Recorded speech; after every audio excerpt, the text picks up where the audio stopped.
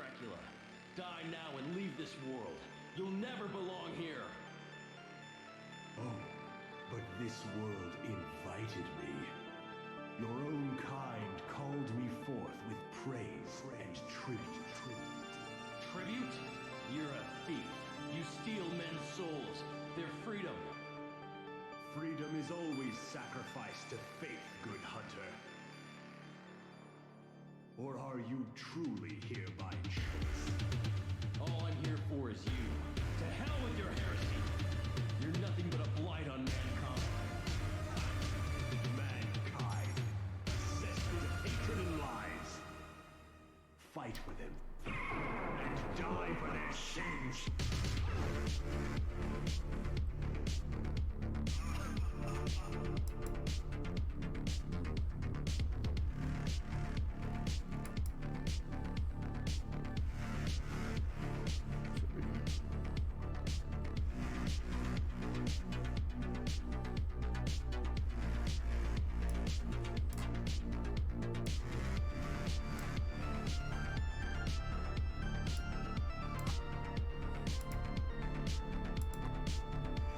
Hey everybody, and welcome. What you're listening to is Cyber Demon's Dark Synth and Dark Cyberpunk mix. Go check him out.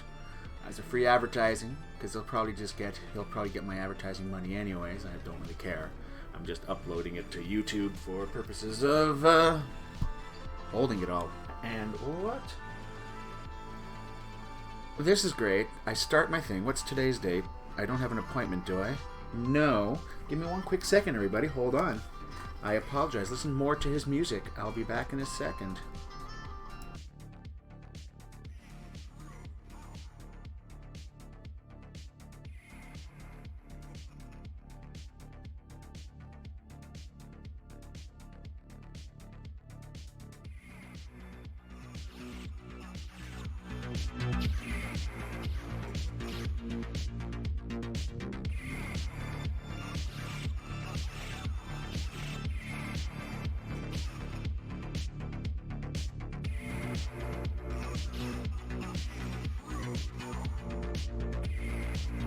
Alright everybody, I do apologize for that. I'm expecting a call, but not today.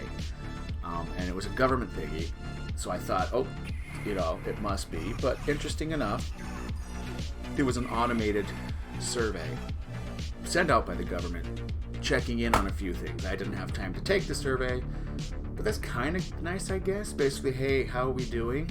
How are you doing? We don't have the manpower, but here's a robot to talk to you.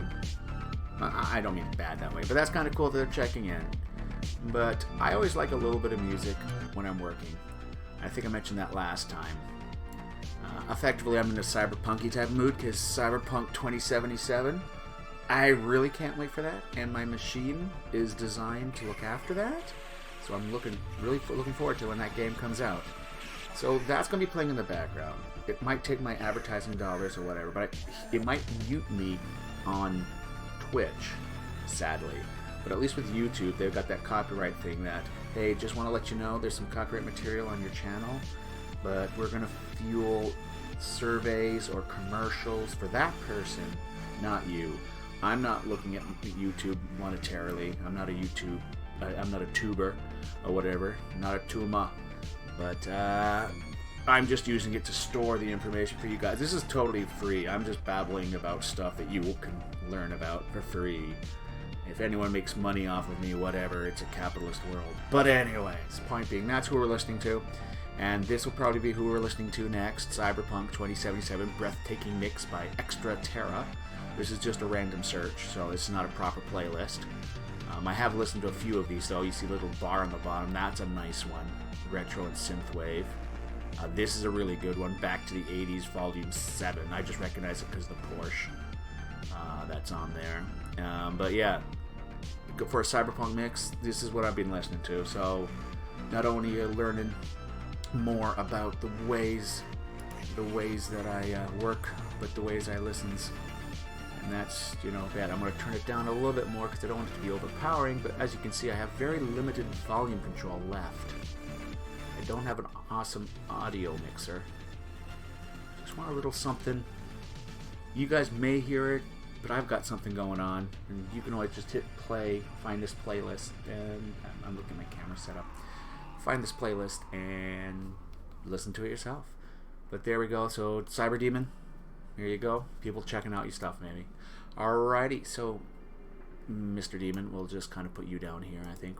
So if we need to, we can pop that up again. Yes, by the way, I find this funny. Steam, Uplay, Epic Games, Arc, Amazon Games, GOG Galaxy, Rockstar Games, Bethesda Studio, and Origin, and Vortex. But Vortex is just a quick link for mods and mod management. I have Minion on here, but I have to reinstall Minion. I've got some problems with Minion, it would seem. I just have to uninstall it and reinstall it. I think we'll just fix it. But yeah, this goes right to Nexus mods, which have a lot of games. Yes, I had Skyrim. I was looking at some of the Skyrim mods. It's a good way to manage your mods. I'm advertising for everybody today, and this is not even... Adobe, you're next. The whole thing's for you. So yeah, Skyrim Special Edition is no longer found. Yeah, I uninstalled it for a bit because I went to Fallout. I can only handle so many Bethesda games at once. But, you know. Went back to Fallout 4. I started playing Fallout 76 with the new Wastelanders. It's not bad. It's still not a $70 game I paid for, but it's like a $50 game. It's actually not bad. It made me crave the original, so I started playing that. So, as you can see, I am just setting up here. I'll keep those in the minimums.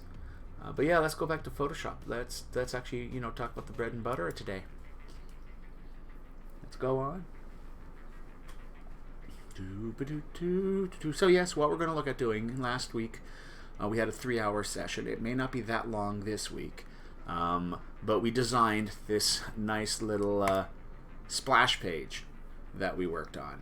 And what we're going to do today is we're going to kind of, you know, do like a redo of, do I still have her ESO intro?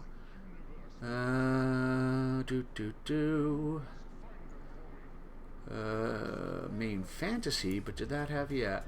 We're going to look at, you know, how I put together something for streaming like this. There you go. Like how I put an interface like this together. We're going to just show that, which actually works quite well with ESO, especially the broken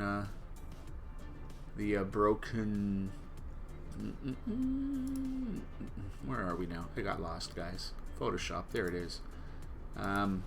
Basically, even with the broken scroll, which if you ever see how Elder Scrolls loads up, they've got that nice little rough edge as well, which I was trying to recreate with that scroll effect. Yeah. But now we're going to look at doing something similar, or basically show you how I created that so you can create something similar. One thing we've got is we've still got our folder that we were working with over here. The splash screen, which is always good. It has all the resources we were using, and a few that we never got to use that we'll probably end up using for this project. The other thing I want to show you is how to take a multi-layered object that we created and drag that to another project. Like this book. You notice how I put all of them in like one folder. Hey, I didn't put the Skyrim logo in that folder. Boop. There we go. Now we put them all in that folder. We can drag and drop that folder outtakes, but I'm not doing any outtakes, so you get to see it live or recorded later on YouTube. Anyways, we're going to take a folder and just easily drag and drop it to our next project. That's another reason why you might do folders in a project, and or besides organization shit. But actually, to make work on a certain project easy. And speaking of easy, let's talk about Bridge. Let's do a quick save because we did a little change there. And of course, Control S is your save for your main project, as well if you like your quick keys. This is very easy to quickly learn all your quick keys. I am somewhat quick key lazy. Damn, this camera's bothering me. Are you just Oh, look at the beard, by the way, guys. This is quarantine beard. I've never grown my beard this much. Probably going to shave it all. We're getting light problems because I've got a little bit of a light. It's bright out today. It's actually feeling like spring out in the island here. But, yeah, so there are certain quick keys I know, like undo is Control Z or Z. X is cut, and C is copy, and V is paste with the Control held down, that is. Those are my main ones that I'm doing when I do a project. And Control S is save on most things. And then the letter keys for the key things, I think movement tool is like V, is it? Yeah, there we go, V, and a few others that you learn. X, X is this. If you want to switch between front and back, come on, I just got to tell you here. X, X. All right, I'm just going to press the X. Watch what happens. See? It switches, which is really good. And you're like, why? When you're working with masks, you know, white exposes, black covers up on a mask. So if I'm painting with a mask, which I'll be showing in another episode, actually I'll be showing some of painting in a mask in this episode too. Effectively, it allows me to quickly switch between painting and erasing. When I'm working with a mask, I can switch on the fly what I'm doing when I'm painting with a mask. Alright, so this is the nice interface. So we're going to start a new project, and we're going to have this project. We're going to go new, start up a new project. And I had saved a preset called monitor. And this monitor is my monitor size. And this is how I'm setting up for the interface for a stream or whatever. So I'm going to go click here and create a new one. It's 72-point resolution. I don't know if I've covered resolution yet, but if you're working in digital, all you really need to worry about is 72 dpi. If you're looking for print quality, you start off at about 144 dpi. Photo quality starts around 300 dpi. Basically, that's dots per inch. The metric version, there isn't one. I'm sorry. But dots per inch dpi, or it should be P whatever, pixels per inch, but it's not PDI. But anyways, because you know, dots, that's where they weren't. And I think I said this, pixels comes from the word picture element hyphenated. Pixel. That's where it came from. Now you know. And knowing is half the battle. G.I. Joe. Alrighty, so you come here for the sanity, of course. So all this we're going to do, the background contents are going to be white. You know what? We're going to do the background contents are going to be transparent. So the background is transparent layer, and we're going to create that. And we're going to go, oh, aspect ratio, square pixels. If you ever wonder why you might want to have different sized, the descriptions kind of give you a hint. If you're working for video, some video and all that stuff, it didn't originate on a computer. Heaven forbid, TV originated on tubes and the way the images were thing. The original TV elements were rectangular in shape. So if you think about it, that's why you might get squished up digital images, because they're doing square pixels, where on a TV or some of the different types of DVD, PAL, NTSC, all those video things are still have rectangular pixels. But in Photoshop, you can actually design for a rectangular pixel image without any digital squashing. There's a lot of things that do this for you anyways, but if you know you're going directly into a video editor or something, that's usually helpful. And for those that need to know, NTSC is the North American standard. PAL is your European one for certain standards. And then we've got widescreen, DVD, PAL widescreen, anamorphic, which is like huge and all that. So you can actually design your image for the project. There's a lot of scaling issues that are easily sometimes fixed with other programs, but if you know what you're designing for, you can just choose here. But by default, good old square pixels. And then we create. Now, for those that are confused, the image of transparency is illustrated by cute little squares. Gray and white grid means it's transparent. Or means somebody's taken a picture of a transparent layer and they're trying to fool you saying, yep, the background's transparent, but then you pull it down and it's a JPEG. First hint, if it says it's got a transparent layer and it's labeled as a JPEG, they could be lying. Transparent layers are only maintained in a few formats. The most common format, if we go up here and we go File and we go Save As for now, the most common file format to hold transparent backgrounds is a PNG. GIF as well, but GIFs are usually for animated things as well. But a PNG file, a PNG file, will hold transparent information, which is very useful when you're working. A JPEG will not. It will usually use the default background color that I have selected, or it will actually take an image with the baller. But most times, whatever your background color is, it will add it if you make it a JPEG.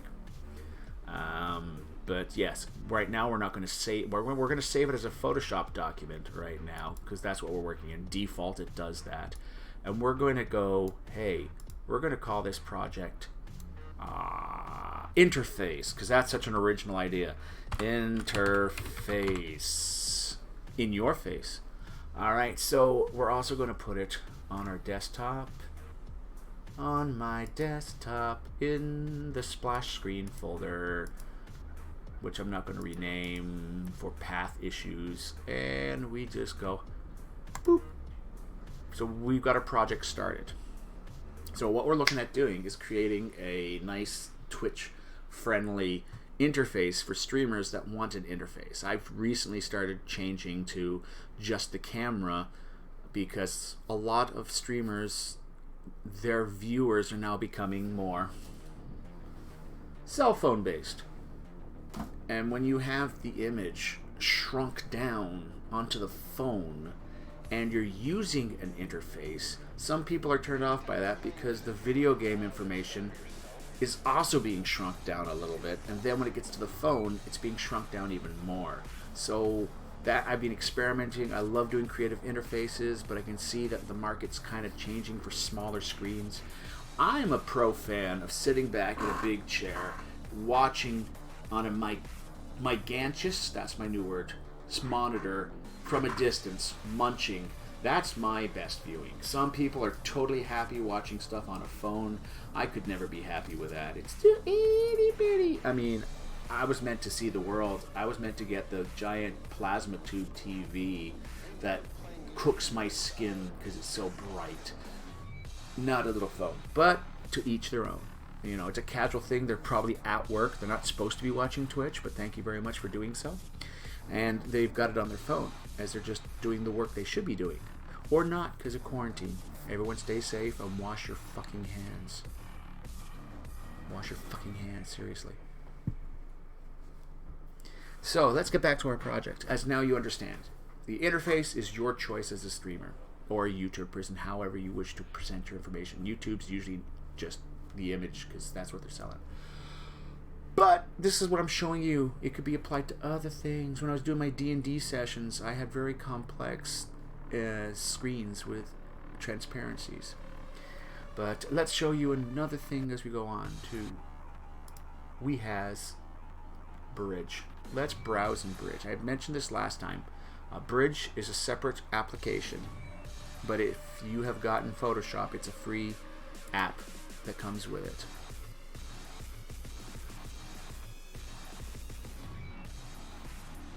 And as you can see, it looks at first glance, it looks very much like your file finder.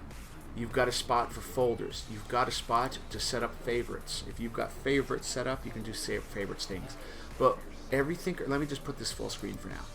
Everything you see here, there's a slight difference. First off, there's a whole bunch of separate stuff, more for designers or professionals or actual, advertising agencies or whatever.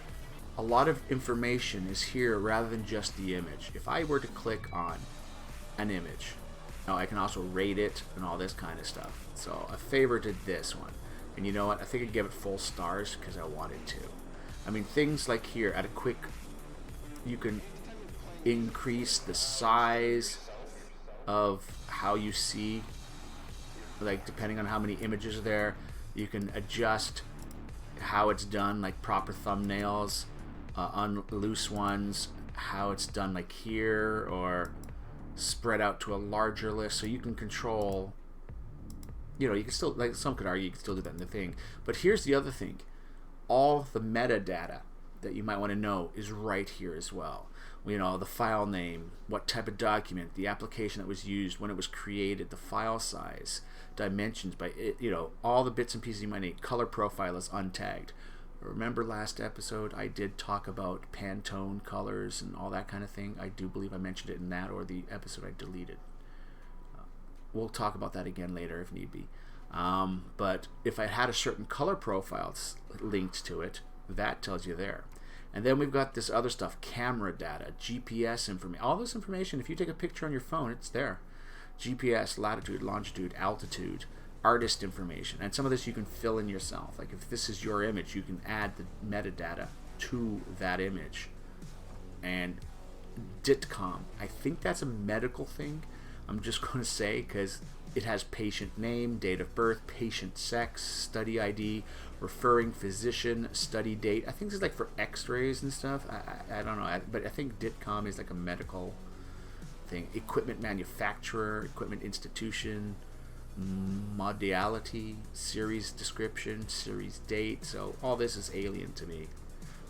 But if you had DITCOM information, video, tape name, alter tape name, scene, shot. So if this is like part of a sequence of shots, because this can show animation. Keywords.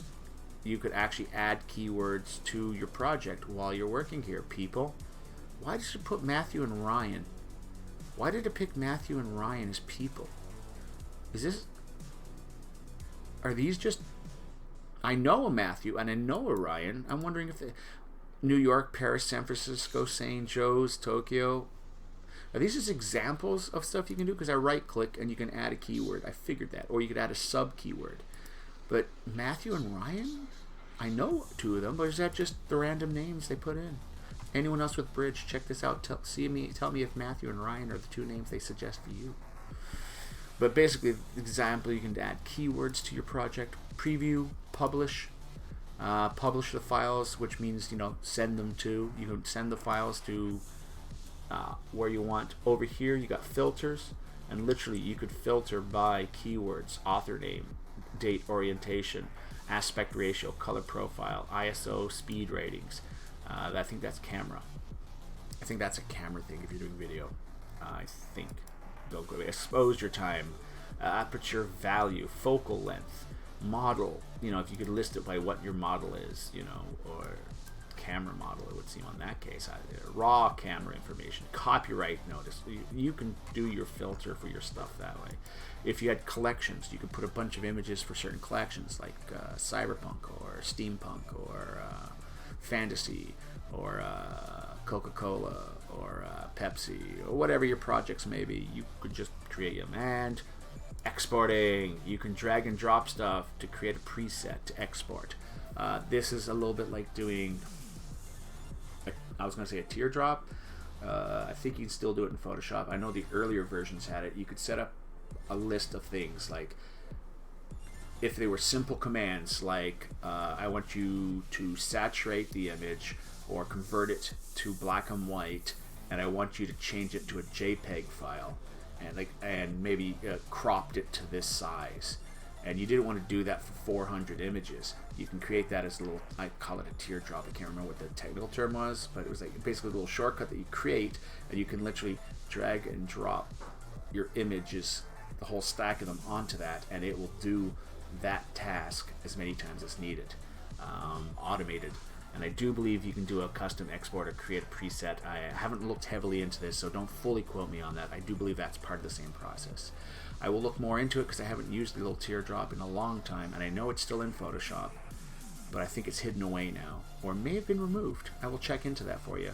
I used to use it when I was working before in the field, and it was color correction for photographs. If you realized one shoot the green was off by so much, or the yellow was off by so much, and you correct for it, a set thing, and you see that that correction is the same for all the images, you could just set that up and then drag and drop all the images from the photo shoot into that teardrop, and then your folder's full. You even designate what folder it goes to if you wanted to and all that, and then you just fill the folder with the color corrected, and that's, you know, you charge for a minimum of an hour, of course, right? But, you know, that's, you know, that was part of the tasks, if it was that easy to fix. Sometimes it wasn't, you know. Color correction does not fix for a thumb in frame. So this is what Bridge is. If you need this much information, it's very good. Otherwise, you'll probably, that's why I sometimes just use the Finder file, because I'm not that concerned about metadata right now for home use. And this, you know, yes, it's nice, I can adjust the images, but I don't use it as much. So that's why I don't use Bridge that much for just home use. But if I was back in the studio or doing other work with production, it's easier, because then you could categorize your job into different collections and work from there. And if you had to be asked who was the photographer that sent you the images or all that, the metadata hopefully will be there for you, so you can say, yes, it was on so-and-so's shoot, it was on the 27th, the exposure was totally wrong, he might have to redo these said shots 47, keyword this, etc., etc. You could just set up that. So that's the big image for Bridge. But we're going to leave Bridge now, but I wanted you to know what Bridge was, and it's a more advanced version of just Open. So that being said, let's get back to designing an interface. So the one big thing we want is what's not going to be there. So first off, we are going to have, like the example I showed you, a hole in this to allow images to be behind it. Well, now I'm not really going to teach that much into OBS, but OBS as well, or whatever system you may use. I use Slobs. They actually hate it when you say that. So it's SLOBS is what I use. And it uses layers as well. And the same theory, the one at the top is the one closest to you, the one at the bottom of the list is the one furthest from you. And the same type of thing we do for layers here in Photoshop. So the way we're going to do this is, first off, we're going to call this transparent layer background. So original. So we're going to have the background layer. And then we're going to create a new layer, and we're going to call this one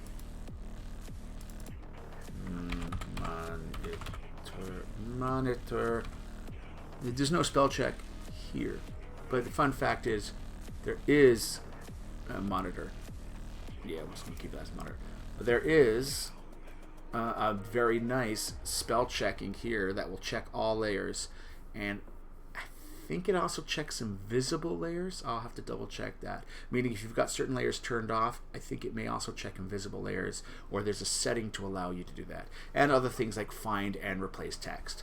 Yeah, Bob is no longer in the movie. Could you remove all aspects of him and replace him with Frank? You know, if you knew any text-based stuff, you know, find and replace text is optional as an option. And also search for a certain type of text. So that's all built in. It's a simple function in there. And the dictionary, I think under options or extras, you can start adding dictionaries depending on what vocabulary you use. Well, they don't have pirate, though. They might have pirate. I gotta check that one. Yar. Okay, so if we're going to do monitor, what we're going to do in this monitor one is we're going to choose a color. And there's no real reason for this. I just like working with Mishloff Green, which is 00FF00. If you ever have to design Mishloff Green, that is the web-based color number for it. CMYK is real simple. 02550. That wasn't CMYK, that was RGB. My bad. RGB is actually 100 yellow and 63 cyan. Magenta, and I think K is black. Yeah, I think K is black. I don't remember why K is black, but it's yellow, magenta, cyan, and I think K represents luminosity. It's been a while. I could be a bit wrong here. And don't even get me started on whatever lab colors are. I was familiar with people talking about lab colors, but I've never had to use lab. Hue, saturation, and this is hue, saturation, and brightness. If you need to know basically what color hue it is, which is I think this bar here. Like if I move it, yeah, that's our hue. That's what I thought. That's the hue, degrees, right? And also saturation is how bright it is. Opportunity! Back for more lessons. Perfect wanted to make a stream. Oh, wanted to make a stream overlay for me. Beep! Awesome. And let's go back to Mishloff Green. Not yet copyrighted because why? And again, if I had mentioned it in the stream that I got rid of, the really crappy first stream, the second one's up. I did mention swatches in one of my streams. And just a quick one, swatches are over here. Oh, cancel. I didn't want to add a swatch. I wanted to go to color libraries, my bad. And that's where you get your different, like Pantone. If you're working with a company, they might tell you what they might be using. True Matches, I think for paints, or they use a lot of that in paints. Dick Color Guide. Yeah. Dick Color Guide. Oh man, I'm a 2-year-old all over again. I think, again, that's in the medical field because there's that dick information we found earlier. Dickcom or Dickcon or whatever it was. Remember? So that could be, but I don't know. But as I mentioned, certain companies, their logo is a certain Pantone or a certain color. So if they want you to have their logo, they want to make sure it's that perfect red. And I mentioned Coca-Cola as an example. They have 3 or 4 different colors of red for Coca-Cola. The color library wasn't the last one. Thank you very much. But yeah, and Coca-Cola has like different ones for North America, Southern Hemisphere, or Australia, and then one for Thailand because it has more gold in it. I remember that one the most. But yeah, so okay, we do have that mentioned in there. So anyways, we're going to go cancel. We're going to go, well, we didn't want to cancel actually. We wanted to go back and choose Mishloff Green 00FF00. And we go okay, and we're going to fill the screen with that. Boop. This is now layer 2 that I called monitor. Now some creative people went, oh my gosh, you've just done a chroma key green. And people are like, what? Chroma key green is the main color that's used to get rid of the background. That's why you see people in movies nowadays against a green screen or whatever. It used to be blue. But and you see old Star Wars footage from Industrial Light and Magic and they got blue screens. The reason they changed from blue screen to green screen is there's less green naturally occurring in clothing, eye color, and that than there is blue. And there's a lot of times that people's eyes or whatever would be lost with a blue screen. Or the outfits they wore had some sort of blue in it. So green was the less obtrusive. So there's a bit more. So we've just created a layer of green, which is going to represent where we want our monitor. And again, we're going to work on layers, and layers is also how a lot of the streaming software work. But we've created this green, but this is, of course, we're going to have the stuff that's going to happen. So we have to, what this green is being created for is, again, we're creating another spot that you're not going to see. This episode should be everything you don't see in Photoshop. So what we're going to do now is we're going to go back to Control T. Yeah, Control T is free transformation. But I just like to go to scale because that means I can't screw up with any of the other options. If you just do Control, you can do a lot of different things. Always make sure, it usually is, that this icon up here at the top, the little chain link, make sure that's depressed. Not that it's upset and it doesn't know what it's going to do with its life, but more that it's the dark gray in color. And then grab the corner, because drag and cut. Dragging the corner can allow us to now scale this. So what we're going to do is picture the little black and white squares. This is where you're going to be putting your interface around the screen. Now, as I mentioned, because a lot of viewers are starting to watch on a phone, you don't want to make this square too small. Like, no one would want to watch that much video and the rest is you. So let's just we're going to also trim the edges. Like, it's going to meld into the interface. You're not going to have any gaps around the screen, so a little bit of the edge of the screen will be hidden. So we're going to go with I'm going to go with this. This is all to taste. I don't know if there's any statistical awesomeness about it. And you can actually set up rulers and guides, but I was actually using these little squares as my lineups to allow a little bit of an edge all around.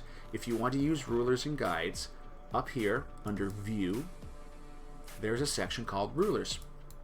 Now, by default, I've got mine set for pixels. Yeah, right here, they're set for pixels. If you want to, your rulers, I think default might be metric centimeters or inches. I'm not sure what the default is. I've changed it so often. And the reason I say metric or inches is depends. In Europe, you might default to metric, and in North America or States, America, you've got the imperial system still. So if you needed to, though, under 5. Oh, I mean, I have to finish my. There's a lot of grayed out stuff. If you ever wonder why half your menu is grayed out, that's because you haven't finished what you're doing on your screen. It's like, finish what you're doing, eat your dinner before you have dessert. So you have to say, yes, I want it to be that size. Now that that's done, I can go back in here. It's all lit up. And under preferences, this is where you can set your interface, your workspace, your tools, units, and rulers. That's the big one. That sets up what the measurement is on my screen. Since I'm working with pixels right now, I'm cool with pixels being my measurement. If you wanted inches, you wanted rulers, I think you can even make up your own thing like kubikix, and you can have so many kubikix or whatever you were using. Or if you're doing a fantasy map, you could set it up so it's miles or whatever that you've got on there. So you've got your scales, your rulers, whatever you might want to do. The units and rulers can be defined with that. As a lot of things as well. Plugins, interface, workspace. This is a workspace. What you see in front of you on the screen is a workspace. And as I illustrated earlier, you can drag and drop these, put these boxes onto several monitors. It doesn't have to be inside the compound. See how it's like outside? So it's hard to illustrate this on a stream, but usually I can have all these palettes in this window over here where you guys are positioned right now as I stream, and this entire monitor here that I'm looking at could be the entire project. You could have the entire project open, and then all the little bits and pieces of your palette here if you need the big size to work. The monitor I got right here is a good old Dell monitor that can actually rotate to what they call magazine, so it can actually go long ways. And way back when, I could flip that, and if I was working on a magazine or a book cover, then the whole monitor was flipped for that, and then I put everything in this used to be a smaller monitor over here. But you know what I'm saying? So you can move, and that is considered a workspace. If you want to work on that workspace, if you want to save it, you can save your workspaces. Where's my saving of a workspace? Workspace, here it is. You can lock it, you can new workspace, delete the workspace. This is where you can actually save the way you've got this set up. So if I'm working on a magazine, I can load that workspace. If I'm just working on the web, I load up that workspace. And you can choose what palettes. I'm going like this, but it's on my screen, right? You can choose all these things. There you go, I'm moving the mouse. See the mouse? The mouse is moving. Basically, you can choose what's here, and on different projects, you might not want to have all this information. You might just want, oh no, what did I do? What did I do? Oh, what happened to layers? No, I put it in layers. That's why. Character goes up here. There we go. And here's layers. We're all back to normal. Breathe. There we go. So, and that's all adjustable. And you can save that. So the reason I said that is instead of me using these little grids to kind of line this up, you could actually, you click on the ruler of want, like the horizontal or vertical, and then you drag, and you see it lining up with your measurements on the side. And it even tells me here the y-axis, and then here it tells me the x-axis, what I have in exact pixel information. And it also, I have it to snap. There's a snap option, and it can snap to several things. It can snap to a grid. It can snap to whatever you might want. And like now, it's snapping to edges. There you go. See, that's cool. But and they become these blue lines. And for the record, the blue lines you can leave up. They will not be printed. They will not be saved to the final project unless they are opening it as a Photoshop file. So you don't have to worry about hiding them when you go to print it or to save it as a JPEG, or in this case a PNG file or PNG file. That will not be saved. So that type of data is extra data, metadata inside of Photoshop. But right now we are not going to be needing rule. And how do you remove them? You just got to get your cursor. You go to the move button after you've grabbed them, and you go back with the move, and you just drag them out of sight. I think there's another way to delete guides, but that's the quick way I know with the move tool. So we created the green space. This is going to represent where the monitor is. The next thing we want to create is me space. Now there's one quick way you do that, is you open up your cam tool and just take the measurements for what you've got for your camera. If you want a quick and dirty way, if you have your screen that you want, and you do, I think this is Windows 10, I don't know if it's for earlier, I couldn't help you here. You do Windows key, Shift button, and S. And that allows you to create a copy-paste element that you have.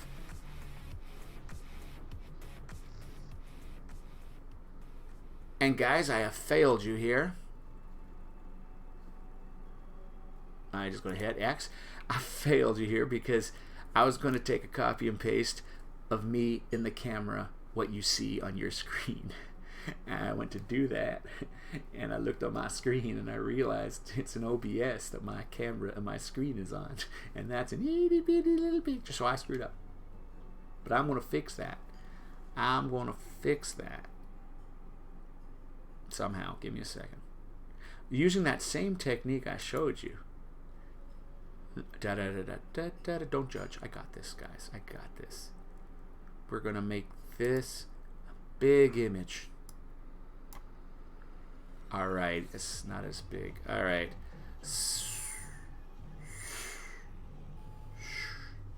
We got this, guys. Control, Shift, S.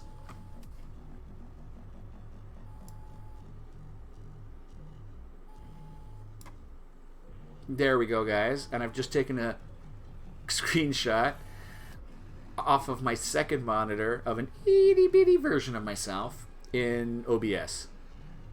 SLOBS. Streamlabs OBS. There we go. Not slobs. They hate that.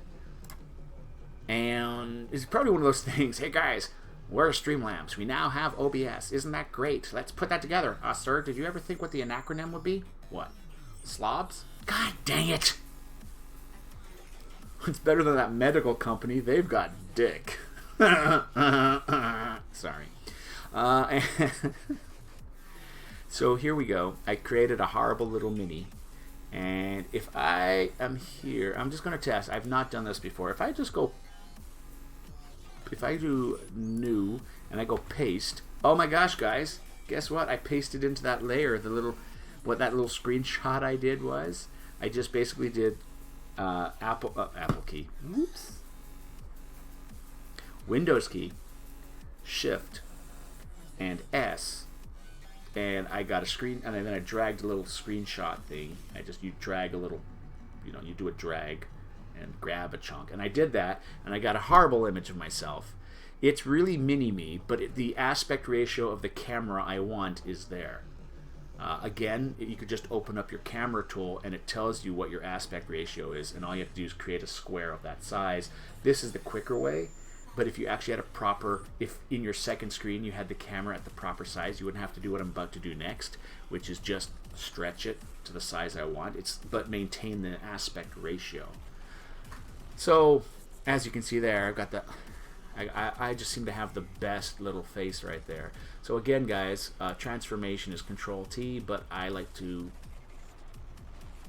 go here. So we're going to, again, make sure that this is locked. It usually is. And you just drag the corner. And we're going to make this probably, yeah, we're going to have that. Now, the nice thing is, this is the pixelation. I should really get, when I get to text and titles and stuff like that, I will talk about the difference between vector-based and non-vector based work. This is non-vector based, so you see the pixels as you expand. The way vector based is designed, as you expand or contract, it maintains a smooth curve, and how that's done I will explain in another video. But for now, the one nice thing with Photoshop is every generation of Photoshop, it's gotten better and better. It can try to improvise on those missing pixels. So that's what it's going to do now as I click the OK button. That's not bad. You saw how pixelated it was. Still a bad picture of me. I think I just caught that perfect.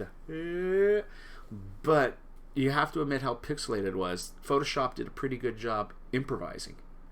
Oh, maybe a pixel like this. Maybe a pixel like this. It's kind of good. So here we go. This is going to represent the me in stream.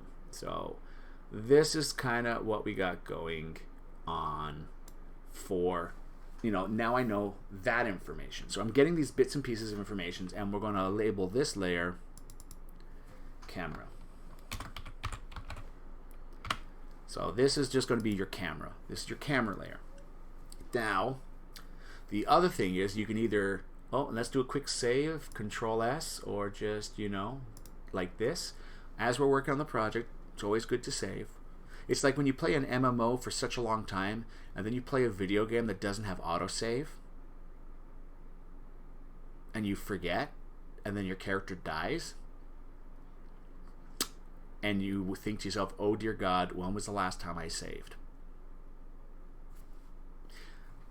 Kind of like this on a project. You're working your ass off. You don't have an APC, which is a backup for power. Suddenly you lose power, and there's a little sad tear. When was the last time I saved? Alrighty, so we saved. You can go through the file finder, or literally I go here, I open the folder, I say let's play. Now our background, or hold on a second, I just realized, yes, over here we have our last project. Here's the background element. Let's go find that. Remember, labeling your layers is good. Here's the real background. Yes, this is the real background. Oh, that's the real background. I remember what we did. This is the real background. Alright, so we're going to grab this real background, click on it, drag it over to here, hold down the shift button. The reason I'm saying hold down the shift button at this point in time is that will put it, when you go to drag it here and you let go, the shift button will center it perfectly. And it works if it's like, remember the last project is the exact same size that we have. Now right off the bat, you can see an issue. As you can see, the issue is, well, hey, we can't see anything. So some people would just use the erase tool or do a square and use the delete tool. That's an old way of thinking. You never really want to delete unless you have to. It's almost like cutting. I'm trying to think of a good metaphor here, guys. I totally draw back. In Photoshop, you don't really need to delete unless you really have to. There's a lot of ways to hide parts of the picture without deleting the original information. Why? You can't get back what you delete. But if you cover it up or hide it with elements of Photoshop, if you make a mistake, the original information is there. You don't have to go, drag and drop this again and place it again. That's the old way of thinking. You've got to forget delete. Delete's a bad button. It's like you never really want to use delete in Photoshop if you can. You want to cover or hide stuff in case you screw up, plain and simple. You've got the original information. If you remember last episode, I showed you how to wrap by hitting the Alt button between layers. It allowed me to wrap an image around the layer. If you remember, I showed you how that was done. So it allowed me to move that one layer, and I wasn't cropping the edges or anything, so I could get the texture where I wanted it because it was just being bound to that one element. Now what I'm doing is I've actually got this here, but I want to keep the information. So one way of doing that is creating a mask. A mask is another layer that hides the other information. We used a mask briefly in the last project. We'll be using masks a lot in this project, as well as manipulating the mask itself. So first off, a simple way of getting stuff done, as we have, what we can do is effectively a couple ways we can do this. First off, if you just click on a mask without anything on it, this is the icon down here. It looks like a circle inside of a rectangle. My camera's not in the way? No, it's not. You can see it's just down at the bottom. It looks like a circle. Let me just move this. So I just realized. Bang, look at that. Now you can see everything. That's the icon there. This is a mask. If you have a layer selected and you click on it, it creates a layer. The information you see in front of you. This is the actual image. If you want to work on this, make sure it's selected. Do you see how the little brackets go around it? And you notice I've got green and black. Those are the two colors I have. Let's change the background color is black. The foreground color is that Mishloff green, because that's what we've been working with. You'll notice when you go to a mask, it's monochromatic, because black hides stuff and white reveals stuff. So I click on that and look over here, it's gone monochromatic in color. So if you're suddenly wondering why you don't have your red or whatever colors you selected, you're in mask mode. And if you start to draw in mask mode and you realize you a green streak, you're like, uh-oh, or whatever color it might be, you haven't clicked. So clicking on the layer is important. You'll also notice here is a link. Now, I showed you for some of the elements how to link the layers. So if you move one layer, they all link together. And in case I didn't, effectively all you do is I click on two things. I'm going to click on these two here, the camera and the monitor. And then after I've got them, I shift clicked. And for those that might need it, if you shift click, it will select everything from the first all the way down to wherever the last one is. If you use control click, it only selects the items you're clicking on. So if you don't want everything between A and Z selected, you use shift if you do. If you want to have A, F, R, if you just want certain ones, then it's control click on those to select just those type of thing. Same here, but anyways, we've selected these two, right clicking, and you'll get link layers. Once you do that, you have a link icon. I'm going to turn this off to illustrate for a second. So now, if I move, the layers that are linked will be moving together. I'm just going to Control Z to undo that. And I'm going to unlink the layers the same way. As you notice, there's a lot of options. Merge layers, merge visible, flatten image, no red, oh, that's the color for the folders. Rasterize. We talk about rasterize when it comes to vector-based stuff. Again, more text and stuff, we'll talk about that. Artboards. Artboards used in Illustrator. I was never a big fan of those. I may briefly talk about them, again, most likely when I deal with text and that. Because logos and text are best in Illustrator. I currently don't have it on my system, but I might upgrade my subscription to play with Illustrator a bit to show you that stuff, because it's all vector-based. We'll get there. It's like teasing constantly about a chocolate cake, but you're not getting the chocolate cake this episode. I keep talking about vector-based. That's the chocolate cake to come. All right, and so we've got that. And the reason we went to that is this icon here, let's turn this back on, means the mask is linked to the image. So in other words, when you move the image, the mask that's attached to it that has the transparencies in it moves with the image. You can click on that and that will break the link. Why you would want that is almost like when we were wrapping the material around the box. Say we had a bullet hole or something, a hole through the image, but you wanted to move the image around until it looked good with a hole on it. Well, if it's unlinked, when you move the image, the masked part stays there. Or say you've got some sort of a logo or an object and you're moving the background, it's coming through, basically that's when you would unlink it. But by default, and again, if you've broken it, by clicking there again, it links. So they're now linked. You kind of want them linked. There's a few exceptions where you want them unlinked. But there you go, they're linked. And what we're going to do next is we can just, if you go if you go here onto the icon on the thumbnail that represents the layer, not the bar, but the thumbnail. If you go to the thumbnail, hold down Control, the hand changes. Watch for the hand to change. It's now pointing, but it's got a little dotted line around it. What that's meaning is if I click my mouse now, I have selected what is selectable on that layer. I'm going to also going to hold down the Shift button and the Control button, and the same icon shows up, but it's got a plus symbol in it. And what that means is it's going to reveal my camera, right? So that is what's going to happen. It's going to show the camera and the green grid. But in this case, I don't want that. I'll explain why, because it will rip too much of my icon out at this point in time. Hold on. No, I think I'll stick with it, but I'm going to illustrate this anyways.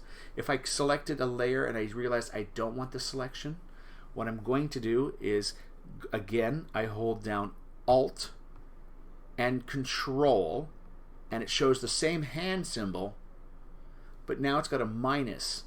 So if I were to click, and again, this is Alt and Control, it removes that piece. Now in this case, removing that piece also removed a chunk of the square.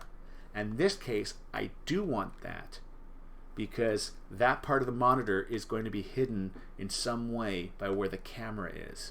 So I'm leaving that because I do want that. And then what I do is once that selection is made, I go back up here, I make sure that this is selected. See how I've got the real background and I've got the mask layer, and then I go and I flip the arrow. Again, this is where I have the X button on its own. Remember I was showing you that? The X button switches between background and foreground. So I want to switch it so the black is on the top. I then go to my paint bucket. If you don't see your paint bucket, the paint bucket, if you right click on it, is in the same area as your gradient tool. Sometimes you might have the gradient tool showing and not the paint bucket. That was one question I had. But if that's the case, a lot of these icons, if they've got a small little tick in the lower corner, which they all do, there's sub windows to that, and it will show you whichever one you've selected. So under the gradient tool is also where you find the paint bucket tool. So that's what we're using, and we're just going to make sure again we've got the mask layer selected, we're using black, and we fill. And that, as you can see now, has revealed where our monitor, the start of where our monitor might be. And that's the first step. So that being done, we've now created that one cut layer. So what about our other layer, the camera, right? Well, also Control D deselects. So now we've got the layer deselected. We've deselected, so there's no longer a selection going on. We're going to look here, but the monitor, where the monitor is, I mean, this is cut into leather, it looks like, but the monitor, are we going to cut the monitor into leather? What are we going to do with this? This is more of a rhetorical statement because I know what I want to do with it. I want to put this camera on, not wood. I was thinking wood. We're not going to do wood. We're going to do paper. Again, magic paper. Harry Potter. Remember how they had those photos on the paper that moved? I'm not going to be able to do it as good because to do that I'd have to do post-production in OBS. It can be done. I can do a paper and then take my camera image and apply a filter to it to make it look like it's on the paper, but that's in OBS, not in Photoshop. So I'm not going to do that. I am going to do it for myself, though. I'm now thinking about this. That's not a bad idea, and create that paper look. But I can't do it in Photoshop because it has to be in post-production in the video part here. But what I am going to do is grab this grungy piece of paper. Yeah, that grungy piece of paper. I'm going to grab that paper, and remember, you don't drag it onto your image if you want to edit it, because if you drag it onto the image directly like I'm about to do, that creates a reference to the original image, and you're working with that on your image, but you can't really edit it or tweak it because it's just playing with an image it took. If you take it up here where it says the word copy, that is where you make a copy of it in Photoshop, and now that you've got an actual copy of the image, you can, oh, don't hit the paint bucket. I hit the paint bucket, no! Control Z erases, Control Z erases. Made your mistake, that was an undo. So let's go back to Move Tool, which is V for those people that like shortcuts. We click and drag it to Interface. Boom, here's the paper we're working on. Again, it is based on what layer we had selected last. First off, we're going to go Paper Camera. Come on, there we go. Paper. Now let's call it pepper. This is the pepper. We are going to move it to the uppermost layer. I have such an outrageous fake French accent. So that's where our camera is going to go. So what we're going to do is we're going to put the paper there, and that's where my camera is going to go, in this little nice paper interface that we got going. But we're not complete yet. What we're going to do, we're never complete. I always wanted to be complete, but I just fell apart in so many places. First off, that's too perfect. That is just, we can't have perfect in this environment. So we go to Control T for transform. Actually, we can do that. We're going to be playing around with things. So go Control T, and that gives us the transform. It gives us the option to do this: rotate. Wait, that was Funky Town. All right, so it's askew. I don't think we have to change anything else about it. We went outside the corner. We got that cool little curvy bracket thingy, and we just rotated it a little bit, just so it's not perfect. You don't want perfect, because perfect, everyone says, oh, it's too perfect, unless the interface calls for it. If you're doing a sci-fi, you want perfect angles. If it's the nice clean one, give me a second, guys. You may have seen this or not. Yeah, one interface I did, which is my beautiful, we're showing you this is the type of interface we're working on, right? So like this here, this is like my modern interface I had for kind of a combat-based thing. See what I'm doing here? We got the chat window. We got where where my Darth pun pool is. That was my camera. You can actually see a little graphic on the edge there. So this is like the example of the interface. The other interfaces, like I did another one for Star Trek when I was doing that online. These are examples of the type of things I've done when I'm doing the interfaces. My favorite one, this is my favorite one. I was just doing Fallout recently. This here, let me actually do the transition so you can see this. I'm doing all these gestures and you're not seeing it. There we go. This is my favorite interface. I actually took the original Fallout 1 video game and took elements of pieces, and Fallout 2 picture elements. I took elements of them and combined them to create this beautiful little interface that looks like it's circuitry and all that.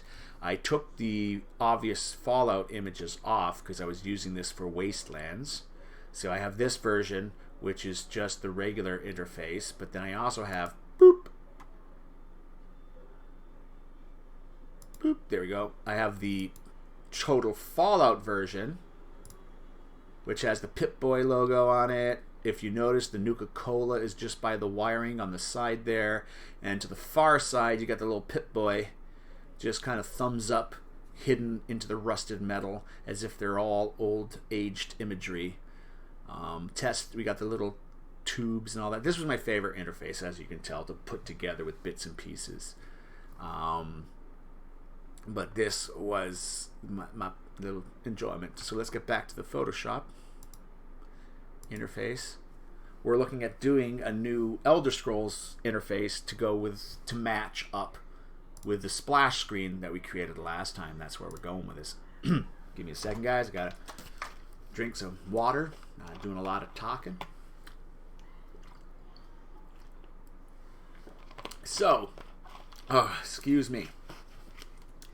This is where the camera's going to go. So on this paper layer, we are going to create a mask layer as well.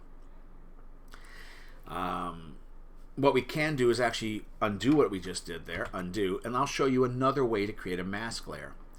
We're going to make a mask layer for the camera layer. So again, holding down Control, we can click and get the selection around it, okay? And then we have the paper layer selected. We click on mask, and bang, it creates a mask for you. But it should be noted, at some point you have to invert the selection. Either when you first select it, let's just undo that last step. So here it is selected. You have two things to do. Either you select what you want and then go up to here where they got the word select in the top of the taskbar there. Did I point in the right direction when I did that? And you don't even see me pointing. I want to point that way. Oh, there we go. That way. That's where I want to point. All right. You hit select and you go to inverse. So if you inverse the selection, it's flipped it for you. So then if you click on the mask, it only masks what you want. The other way is if you forget to do that, and I'm going to... by the way, it's got several, I think it's like 25 undos it remembers at least. I think you can set how many undos it does somewhere under the options. So we've gone back to where we've got selected. If we just went, okay, mask, oops, we did it backwards. The spot you want to go to fix this is you go under image. Make sure again you've got the mask layer selected. You go to adjustments and you go to invert. There it will invert the colors for you, which guess what? Black and white flipped is black and white. Oh, right? But anyways, so now we flipped it. And hey, remember earlier I told you about this lock icon? Why would you want to have that unlocked? We're going to show you. I click on the unlock icon here. The mask exists for the camera. And remember I told you I actually did want both of those selections at the same time, but I was going to show you without. This is why, because I would have needed that part removed as well, but we'll get to that in a second. I'll show you how to add to an existing mask. See, there's a formula. I want that to be a meme right now. It's the white version of that guy. I love that meme where the guy's going, I like that one. All right, so anyways, now that we've unlinked them, if I make sure this is important, I click back on the paper layer, I now can move the paper around, and you'll notice the area that's cut out is staying still. So I'm like, okay, there we go. Now we've got more paper around the icon. Like undo, that wasn't going to work. But now we just move that paper. We've got some paper being shown. Ain't that cool? And I use the word ain't. But it ain't that cool, right? So that's what we've done. Now we're happy with it though. We can choose to link that layer to make sure we don't move it again, or leave it unlinked, because I don't think it's going to be that much of a concern for linking it. And the other thing is, now we want to cut a hole here to get the camera. Again, delete, forget about it. We want to do a mask. So how do we do that? Again, we go click on the area we want selected. And remember, we click on the background, and with the background selected, we have the black and we have our fill tool. We just fill, and we got the face. So this is kind of working now, ain't it? Ain't this kind of sweet? Ain't it? So there we go. We've now got the two elements we wanted to come forward with our mask coming forward. So now I hit Control D to deselect, and then we've got our camera coming through. And we've got our little leather background where the monitor is going to be. But we're not done yet. That looks too raw. That looks too perfect. This being cut, and we'll bevel and emboss, we'll show you that in a second. This being cut ain't working, right, for paper with a guy's face on it. Now, the best part is, if you play Elder Scrolls Online, they have this visual effect on their interface, and we're going to help recreate it. If you don't know what I'm talking about, let's just load up Elder Scrolls right now. At least the loading page. To be familiar with the subject matter we're working with. I may have a shortcut right down here on my taskbar. Just saying. See how this edge is all rough? And when you have a loading screen in Elder Scrolls, it's got that rough texture.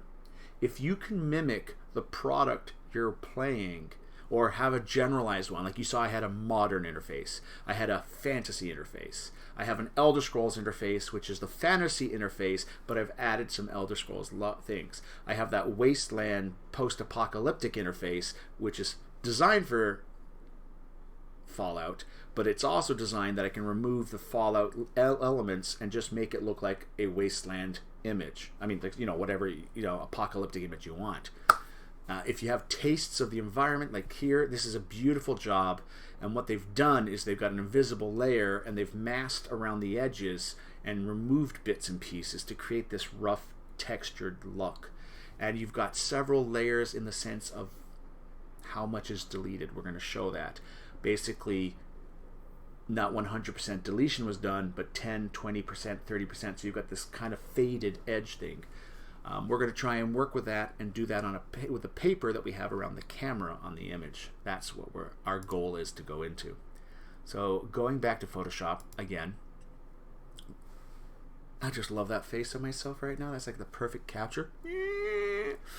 All right, so what we're going to do here is we are going to go back to the move tool because we're going to do some moving. I just use that as my default tool if I'm not working. I'm just working on the project. If we zoom in more, boop, we can just zoom in here, and if we hit the space bar, we can get the little hand symbol, and that holds stuff. You can, even though Photoshop took that pixelated image and made it look the best it can, when we start zooming in, we see how fuzzy it is. This is where fuzzy logic was used in the creation of the pixel image into a non-pixeled image. This is just where our camera is going to be. It's not our final image, so that's what we're using this for, the aspect ratio. What we're going to do now is go into the mask, and we are going to go to paper, make sure the mask button is clicked, and we're going to start painting with a mask. Hi, I'm Stu Ross, and today we're going to do some painting, and we're going to do some happy trees. These little happy trees we're going to do. I think I may have mentioned this before, but we have brushes. We paint with our brushes, and if you really like your brushes a lot, you will discover that brushes have properties. We love our properties of the brushes. I'm not really seeing any brush properties on my screen right now. They must be missing, so let's add some brush properties.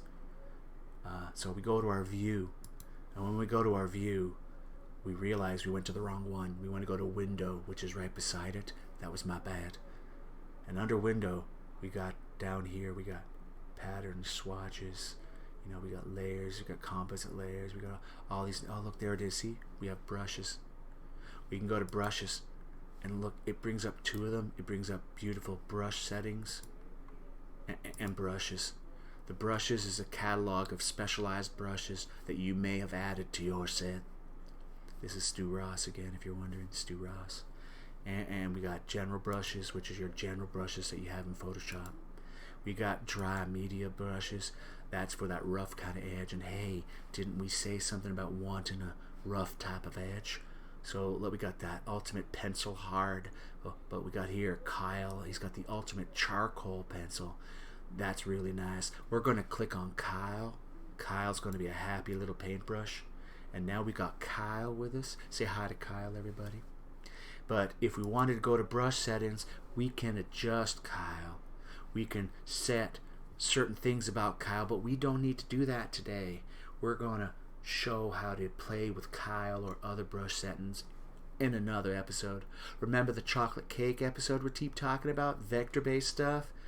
We can touch on brushes with vector-based stuff maybe. It'll be all about titles and images and random stuff that you can paint randomly. And that'll be in another Stu Ross episode. But here we go. We've got what we've been looking for is a rough edge. We will show you a little bit because we want to create a random rough edge around my picture here. So what we're going to do is, here is the brush normally. Then we have a button here called Shape Dynamics. What Shape Dynamics does is it affects elements of the brush being drawn for you. So right now we have size jitter. This image of you dragging across this brush is based on, I'm just seeing if anyone's going, what the hell is he doing in chat? No, alright, good. It is based on dragging the single brush icon, which is up here. If you take a look, that's what Kyle looks like. This is Kyle's brush, and it looks like that. But you drag it, and you get multiples of that creates your line. But hey, maybe we can, and that's at 25 pixel. That's a 25 pixel brush, right? That's what the 25 is. 25 pixel size brush. You can make it bigger, you can make it smaller. But what the size jitter is going to do, the size jitter is going to, man, Stu Ross's voice is really hard to maintain. I'm just saying. Uh-oh. He has a water issue. Stu Ross's voice is going to be hard to maintain. But, as I'm saying, we got size jitter.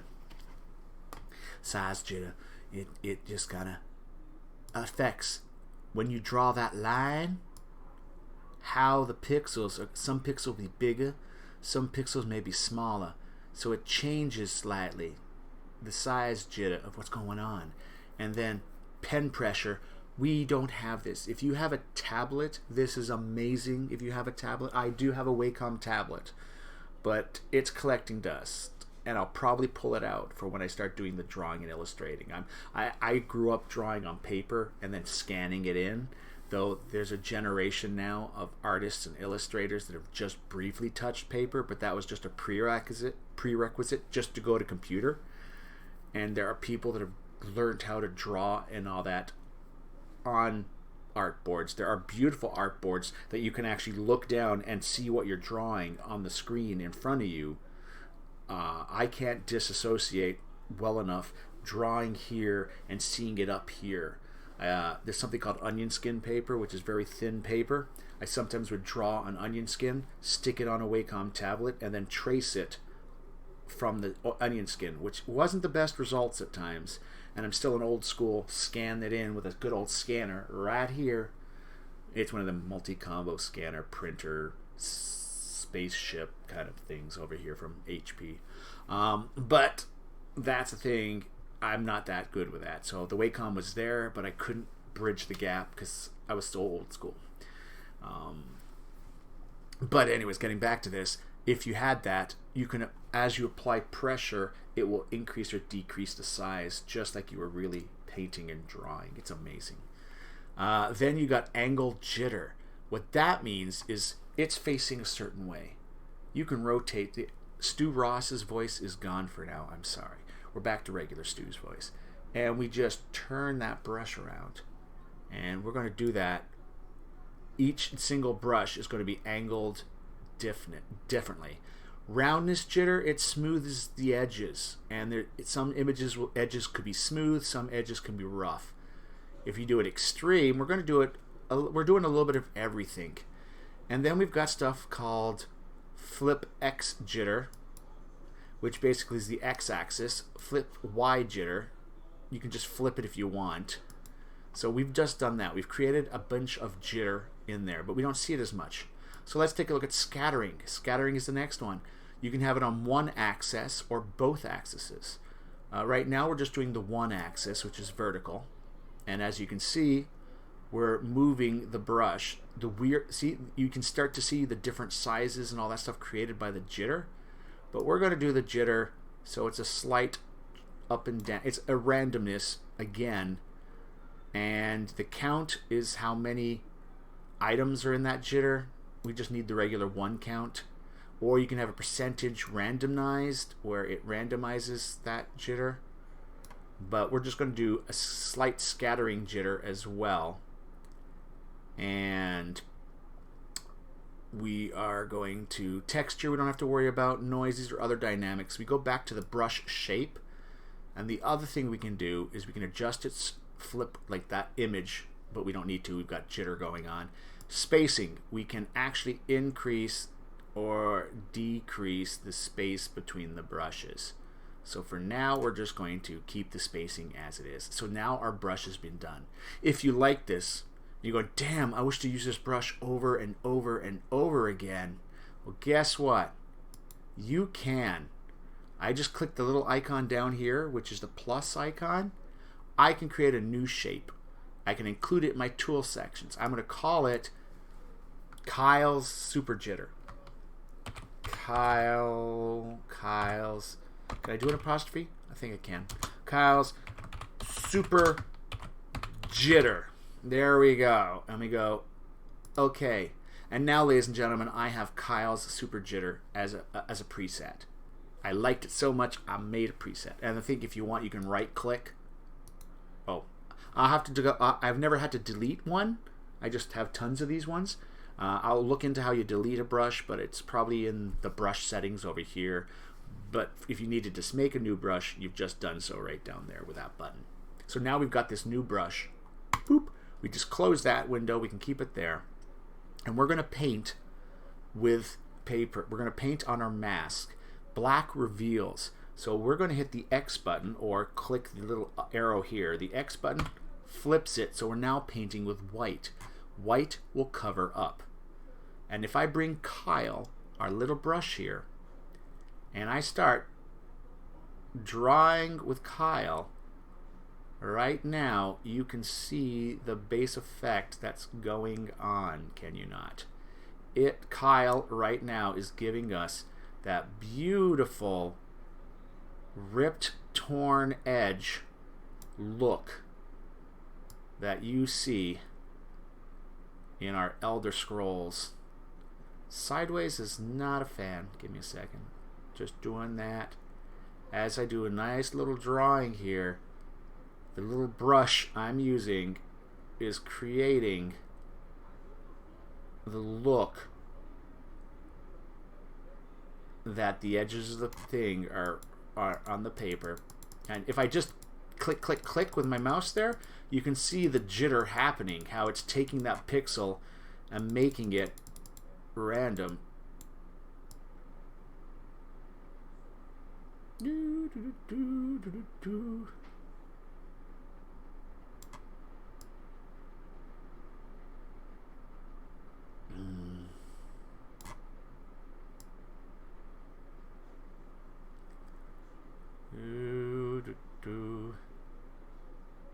So now we've kind of created that rough, broken paper look. Now I wanted rough edges and not soft brush edges, because if you did tear at paper, you would have a fibrous thing going on there, right? And we wanted to recreate that fibrous feel of paper around the edges. So there we go. We have done a little bit of a masking. We haven't deleted, we haven't cutted, we've just drawn with a masking layer.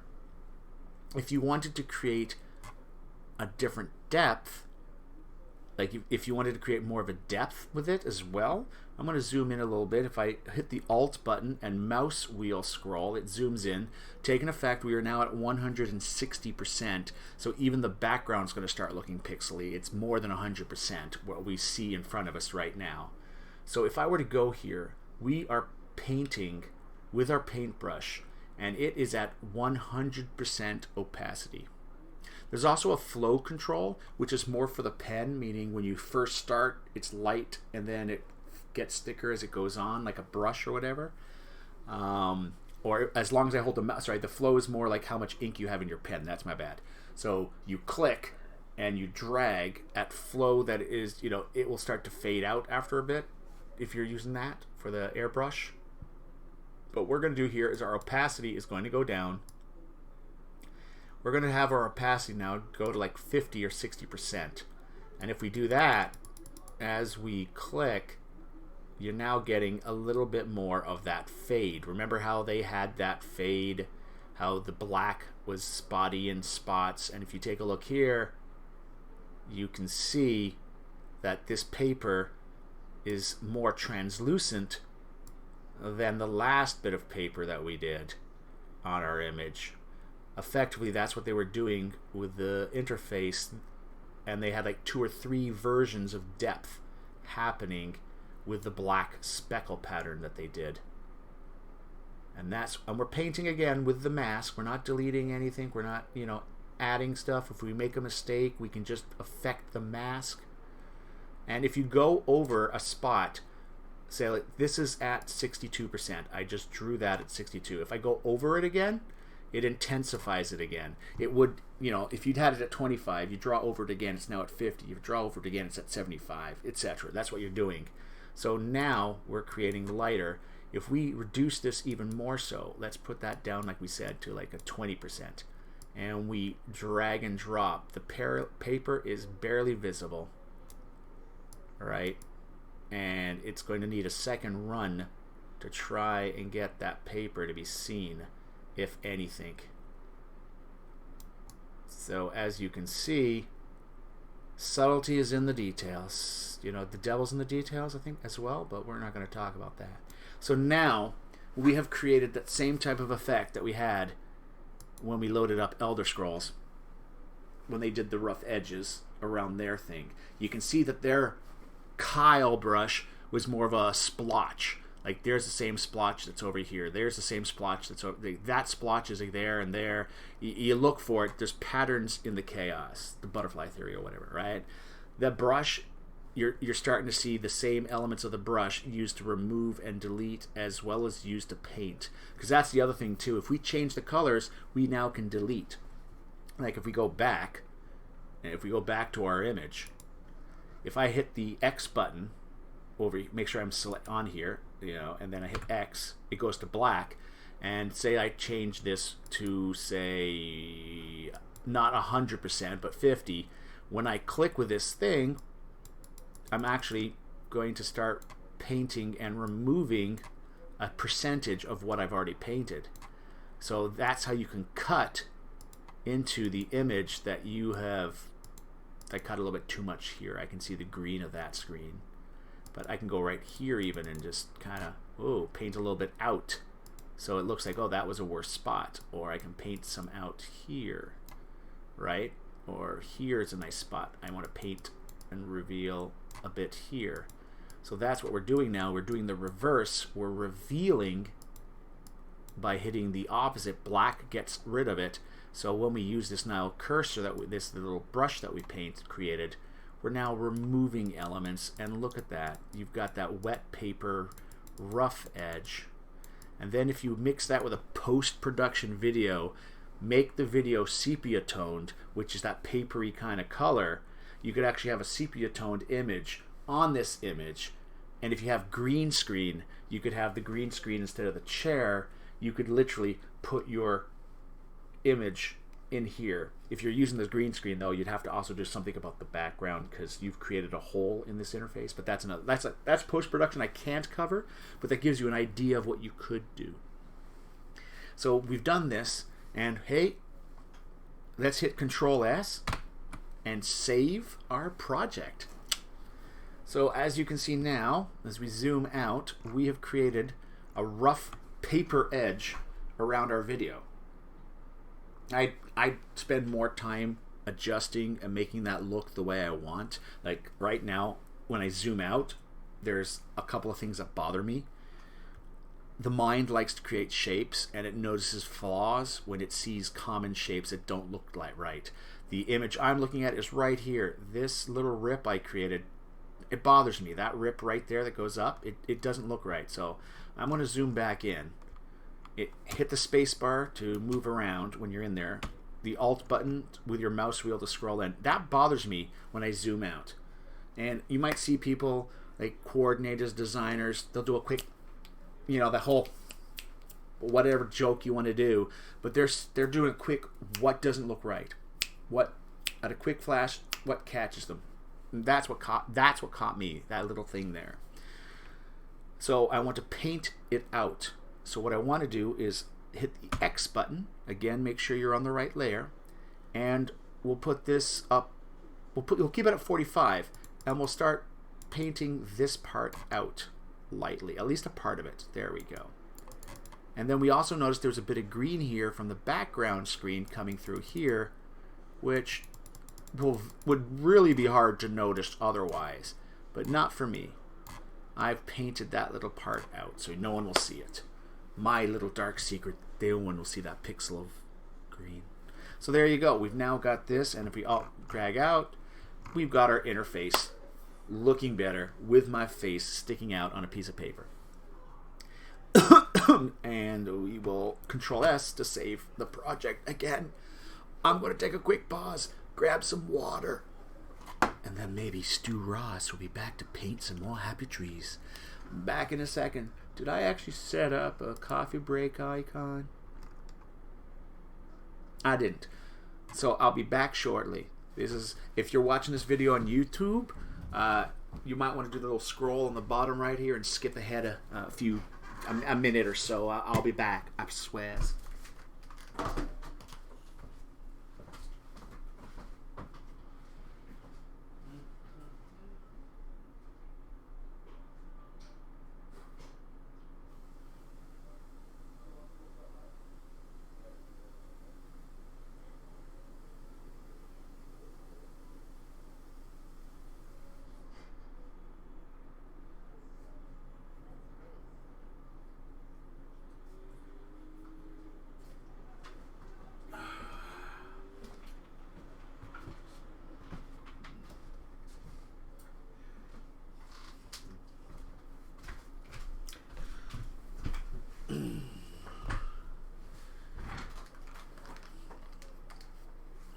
All right, everybody, Stu Ross is back. That's right, and we're just going to look at the happy trees we've made so far. All right, so I've shown you a bit of masking and painting with masking. We're going to start using some layer effects, or layer styles as they call them. We were showing that off last episode because we want to keep with a common theme. The things that you kind of need on your interface, and I'll show you in my mind what I'm mapping out. I'll use the guides as an example. I am mapping out that in this spot here, I am mapping out that in this spot here, I'm going to draw some lines, probably about here and here. I'm going to grab another one and go like here. What I picture is in this area, the data that will be in this area will be the stuff like I've got a thing for a channel boss. The channel boss will be in here. My pop-up notifications that somebody's subscribed, somebody's following, somebody's hosting you. That's going to go in this spot. Like that's where that little bit of information is going to go. And that's stuff that I do in Streamlabs OBS. That's where I'd be putting that information. The other thing is the cup. And it's hard to design where you want to place the cup. That again is a design element, and for this I'm probably picturing the cup is going to be probably taking up this part. If I can work it, it's going to be parallel with the top of my video. So the cup for my tips is going to be here. I want to be aware of that because that's how much I'm losing on my screen. And you want to try and not lose as much as possible. The other thing is over here is my chat spot. I want a spot for people to, see in the chat. Now, to save a lot of work on this beautiful splash screen, we created this thing where chat would go across this part of the book. So here we did a good job. We labeled it chat book. We put all the elements inside of one folder, but watch what we can do now. We can drag that folder go to the interface and drop that folder, and absolutely nothing will happen because I did it wrong. Let's try that again. We can grab this folder, drag it over to the interface, drop it in, and now it shows up as a layer. I dropped it in the wrong spot. That's all it was. And it's the full size. It is the book, right? And that's going to be our interface for chat. It's close to the size we want. It's still a little bit too big. Actually, I don't know, guys. You're still losing a bit of screen, which is my concern, right? But how much of that screen is going to be dead space? Because for Elder Scrolls, this is the chat window. This is the chat window that's going to be in Elder Scrolls. So where my head here is, that's not blocking out important stuff. Thing is, up here is the health bars for my group. And some people, if we're doing a dungeon, might want to watch the health bars, and they might be interested in seeing that. So that's this type of information I would be cutting off to my viewers. So you have to be aware of that. On this side is where the quest information goes. And if I've got the mod add-on, that's also where the map goes. If you have, or any other MMO usually has a map in this upper corner. So if I put this here, I'm going to block a part of that information if it goes out that far. A couple of options I have. I can shrink this space and make it even smaller, which I don't want to do because, like I said, a lot of viewers are now watching it on your phone and they don't want to have the image shrunk down too much. That's why I've got this minimalistic thing going, so you could be watching this on your phone going, right? Because you want to see all the little itsy bitsy things. You know, you don't give a shit about me, or chat right now could be distracting. Though helpful if I'm referring to people in chat and people are watching this in a YouTube video going, what chat? But that being said, we're now looking at Of Men and Myrrh. That's where our chat window is.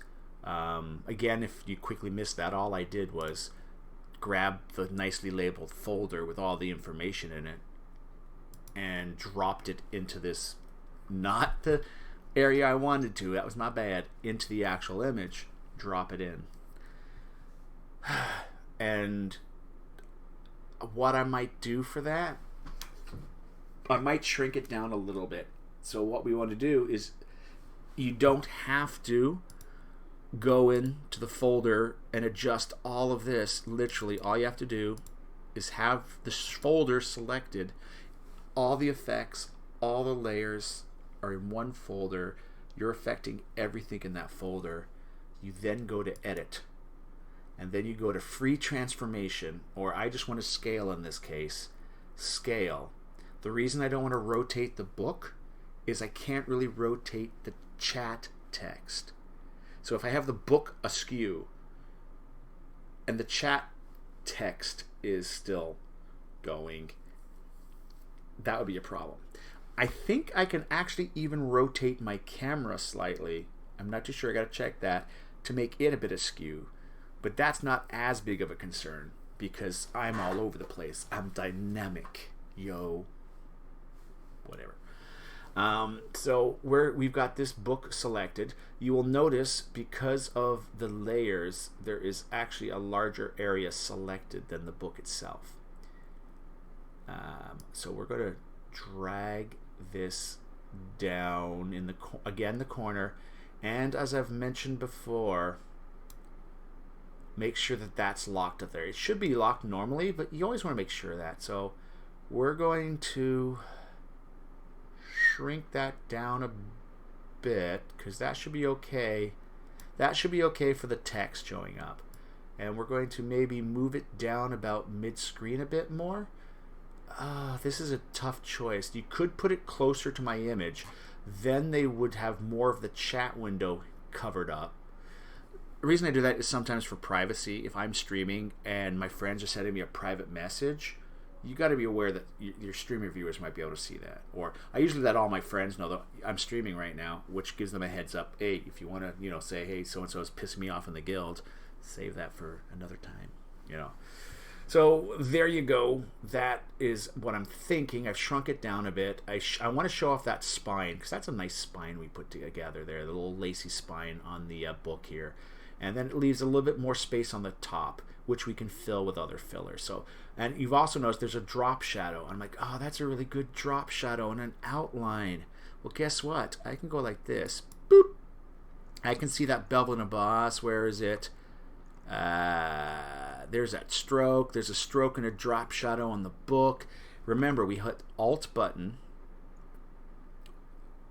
If I go drop shadow and stroke that I've got here on the effects, and I click Alt, click the effects, drag it onto paper, bam! We've got that. But then you say, hold on a second. Why did this get more defined?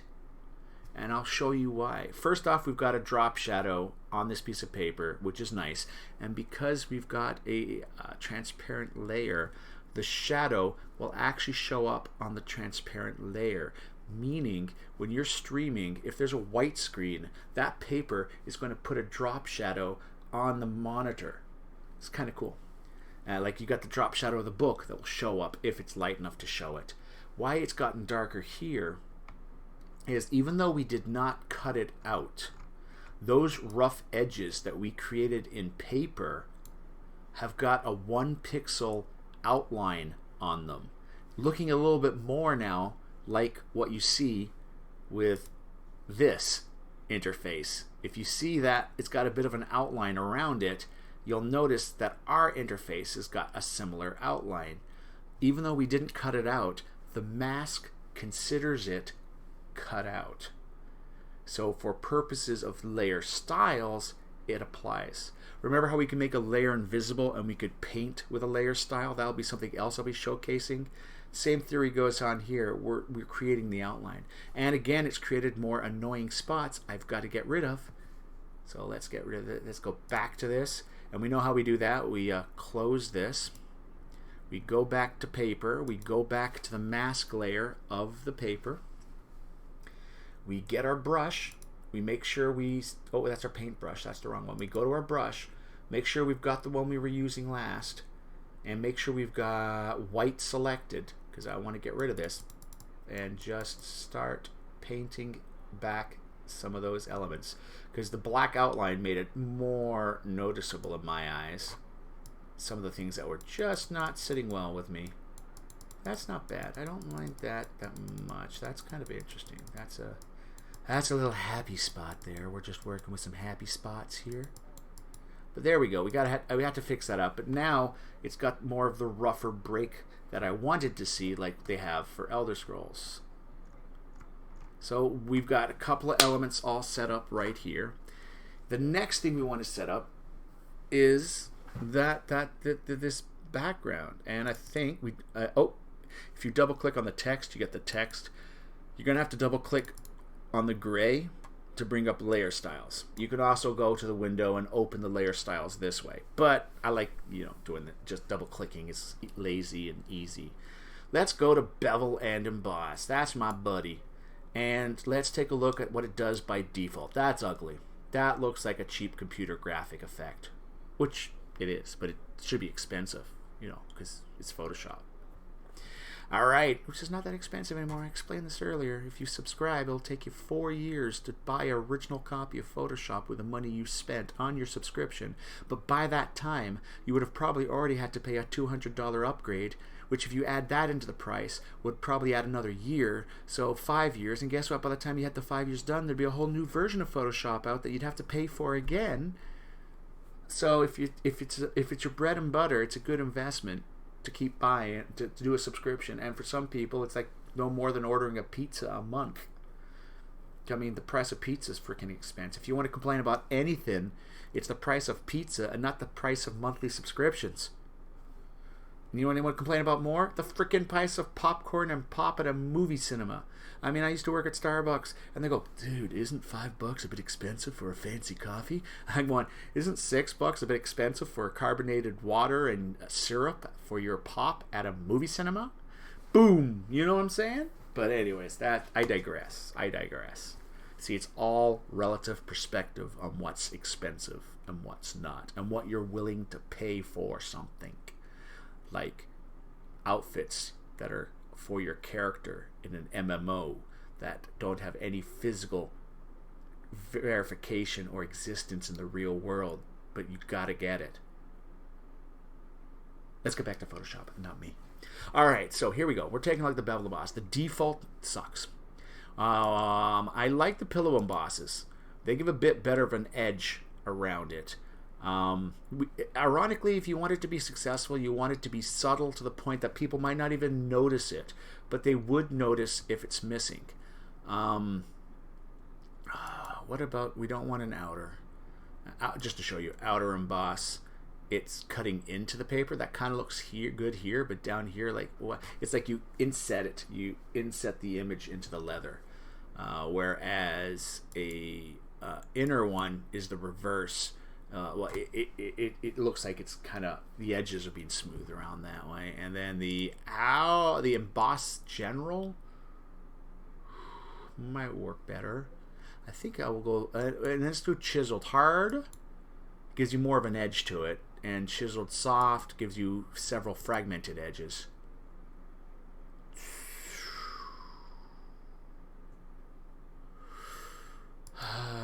Pillow emboss is like, that's inserting it into it. That's actually not bad.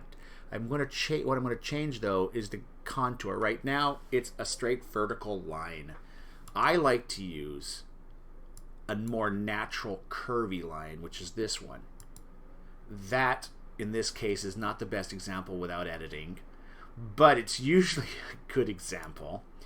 What we have to change here, first off, is this is not global lighting. Hold on. Is this what the global lighting defaults for my thing is? Is that? Use global lighting. That can't be right. Let me check my drop shadow here, guys. If I were to do a drop shadow. Boop. Oh my god, global lighting is set at 90. Dun dun dun, we've got to change that, everybody. No, I think I want this way because I want shadows to show up. There we go. For these guys, because these guys' shadows are affected by global as well. And just go like global lighting, go, okay. But let's go back to bevel emboss. Now the global lighting is adjusted as you see here. But if I can also change the distance. The distance makes a wee bit of a change to everything of how it goes. You know what? This curve, this organic curve, is not actually working that well for this particular layout. So maybe it's the reverse curve. No, because the top layer is all white. Yeah, there's not much difference. Oh, how about the soften? Haha. Yeah, let me reduce the soften a bit here. So we got a little bit more, and let's change the size and the depth of these things. There we go. We adjust that. And then go back to the original sharp edge. That should be a little bit better now. Yes, I forgot. It remembered the last little thing I was playing around with, and that was a very soft image. And there's our size. There we go. A little bit. Yeah, we went like a minimalistic size. I think I'm going to type this in manually. I like multiples of 5. 10 for soften. The organic curve doesn't work this much for it, so we're going to have the rough edge, which makes sense. It's a rough cut of leather. It's not going to be a small curving of leather. Brain, you know, it wants to work sometimes. So there we go. We've got that going on, and I hit OK. We're also going to give it a stroke. I'm going to hit Alt button, but this time I'm only grabbing the stroke and dragging it down. So now we've got a stroke in there as well. And then if we actually turn off our 2 layers, we will see the 2 spots for our interface set up for us. where we're going to put, and if you're doing this in OBS, this would be close to the higher up levels. You'd have your screen, you'd have your camera, so you'd have the top layer or close to the top. The top layer would have the chat window, because the chat window has to be on top of your book, as well as other interface elements I was talking about, like the chat, the stream boss, and the notifications. All that would be on the upper layers of your Streamlabs OBS. Then this layer we see here, this Photoshop file, which we're going to save as a PNG file, that is going to be saved there. The next layer you want would be your camera. And then the next layer you want would be your video. The reason I say that is if you do your video or your screenshot or whatever, your video capture, your video game capture or your screenshot, and you have your camera underneath it, you'll actually get the corner here on my screen. You'll get the corner of your video overlapping your camera. So effectively, your visual, your chat information stuff, your boss, your logos, or whatever you want would go on these levels. Then you'd have your interface. Then you'd have your camera, and then you'd have your video game. And that's the layering you would do here. And this gives us the basic start for your interface. I'm looking at the time, and I think we're going to round this down to just a nice couple hours of stream. The other one was 3 hours. Originally, I was thinking of only 1 hour, but I don't think that's reasonable. But let's finish this off. Like, this is the interface so far. Very good. We've used stuff from the other one, but let's continue to use stuff from the other. I mentioned here, there's a gap up here. I'm not too happy with the gap. Let's go back to our interface, and let's get the move tool. And, oops, hey, let's not do that. Let us right-click on here and choose crystal. And then drag the crystal, boop, to this interface. And now we've got that crystal on the interface. Ooh, and we can show off its transparency a little bit too. Isn't that cool? What we're going to do, though, is we're going to go Control-T to transform, and we're going to rotate the crystal around. We're going to maybe just stick the crystal like up here. And it gets to illustrate the little transparency as they will be able to see through the crystal on yours. That's just cool. And we just hit OK. So now we've got that crystal kind of going on here. You don't really want to put that much down here because this is where your chat stuff is.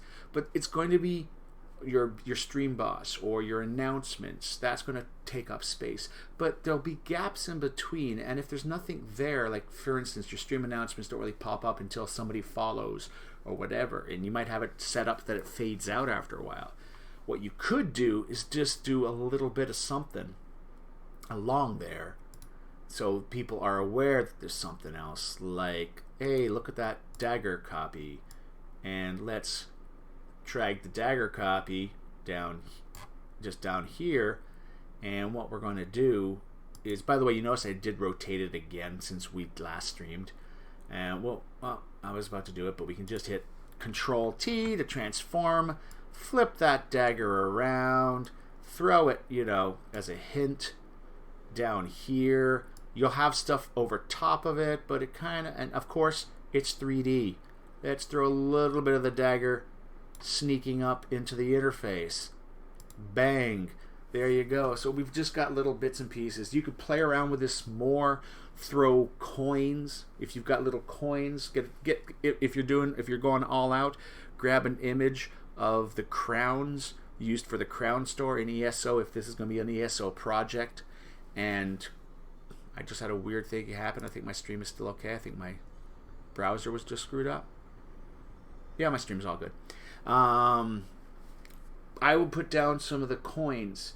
Again, you want to check with the company that you're dealing with, but as I've spoken with Bethesda, a lot of their imagery, if you're using it to play their game, they have no problems. This is why I created a Fallout interface and an interface without Fallout logos on it, because I could advertise their product when I'm playing somebody else's product, but it doesn't go over that well.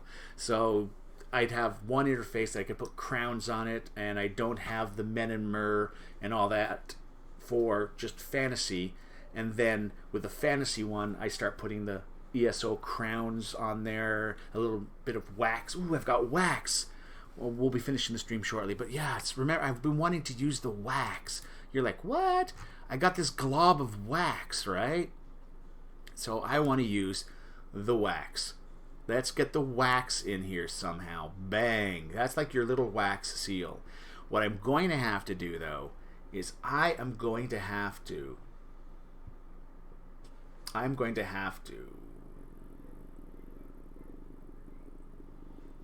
let's just try something. I'm going to go here.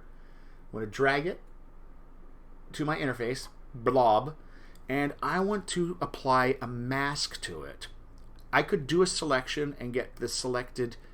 oh no, there's white reflection in the wax. Okay, so I can't do what I wanted to do. I realized I'd lose the white reflection. So basically, I grab my magic wand, I select, I grab the essence of the wax, but I want to crop it because I'll still get a white halo around it. So what I want to do is I want to select, I want to modify the selection. I want to contract the borders. And 2 pixels, hit OK. Oops, I went the wrong way. Boop. Again, undo, Control X. I keep getting these mixed up. I want to expand, because it's the outside we're doing. And let's expand that by 4 pixels. What? Bang. We've chopped off some of the edges of this, and we lose a lot of waxes. So Control N, 4 is too much. That's why I went, what? So Control Z again. It undoes. We go back to select. And we go back and we say, okay, that's 4 was way too much. Let's try 2 pixels. How does 2 pixels? Apply effect at canvas bounds. All right, here we go. How does 2 pixels go? 2 pixels is a bit better. We can live with a 2 pixel. We lose this dude here. Let's go 1 step back. How about just 1 pixel? So we're going to go Control Z for undoing, and we go layer, and we go select, and then we go the modify, and we go expand, and we change it to 1. Yeah, do we say 2 pixels last? Let's see what the 1 pixel's like. See, experiment. We might be able to get away with the 1, so we're going to go okay. We're happy with that. Then we hit the delete button. Okay, remember I said you never delete? Here's a case when you can. But maybe we don't. We've got this selected. Let's create a mask, okay? Bang. What have we done? We haven't inverted the selection. So what we can do is either go out and invert the selection, or as I told you last time, you realize you made the mistake and you have that layer selected. You go to Layer, Image, Adjustments, and Invert. And Invert has now gotten us the wax we were looking for. Now we've lost an edge to it, but what we can do is a single pixel stroke. And hey, Alt, click this stroke, drag it up to that layer, and it's just the subtle hint of a little black line around it that helps solidify a little bit. Then let's go, and we're in Move, and we're gonna do an Control T. We're gonna transform this little wax seal. We're gonna make it small, and we're gonna stick it over in this corner. Our little seal of approval. Now this is very important. Remember what direction the light was set in. We wanted the light coming in at the 10 o'clock. It's coming in from, I gotta reverse this, there we go. It's coming in from 10 o'clock. I've done it for your point of view. 10 o'clock coming in, the light's coming in from the it's coming from this corner, the light is going to, it's going from that corner, it's going from that corner, I'm trying to do it on the camera backwards, and it wants the light's going that direction. So we take a look at this image here. This is very important. Remember I said if you can't control the lighting on the image, at least be aware. Oh, wait. Controls. Yeah, controls. Well, I'm still in that one. There we go, zoomy. All right, so what we have here, zooming in, we got rough pixels. Its light source is actually coming from, we're in free transform still, are we not? Yes. So we can go here and see its light is coming from... There we go. We're now adjusting it so the light is coming in from the direction we've created light. It's a simple little thing, but your eye will pick up on it. So we've rotated it, so now its light matches the light that we have set up. We hit OK, and there we go. There is a slight dotted line because the outside pixels have still been pictured on the mask. I will have to fix for that. The way to do that, I'll just do it right now. Layer, make sure you've got your mask selected, and go to paintbrush. For this one, you probably can just choose a regular sized. Actually, I would change to pencil. Sorry, the paintbrush. Go to a pencil tool, so it's a hard edge because you don't need it. If you use the square bracket keys, they're the ones next to the letter P. When you're in a brush, it will increase or decrease your brush size. Again, it's the square bracket keys next to the letter P on a standard North American keyboard. And oops, undo, bang,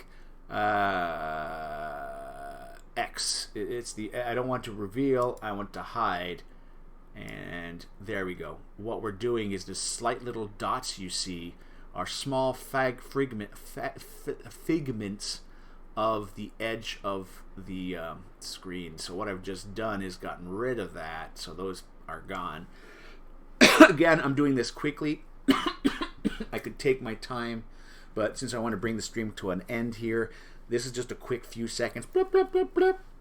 And it looks all pixelated and horrible because it's at 204%. Its actual size. So let's zoom back out to what we're going to see, and there's our little bit of wax. Now we're also going to add a drop shadow onto that wax. Just grab a drop shadow from here. Where's my wax? I haven't labeled it, have I? Wax. Let's spell it correctly. Wax. Alright, so there we got my wax. We're going to we're going to drag the drop shadow from the dagger to the wax layer too high.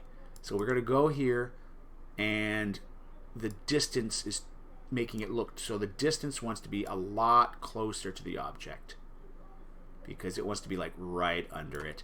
The spread doesn't have to be as huge, so it's just more of a hint, and the size will bring that in. So there's a bit of a shadow, but just a hint, a little of shadow.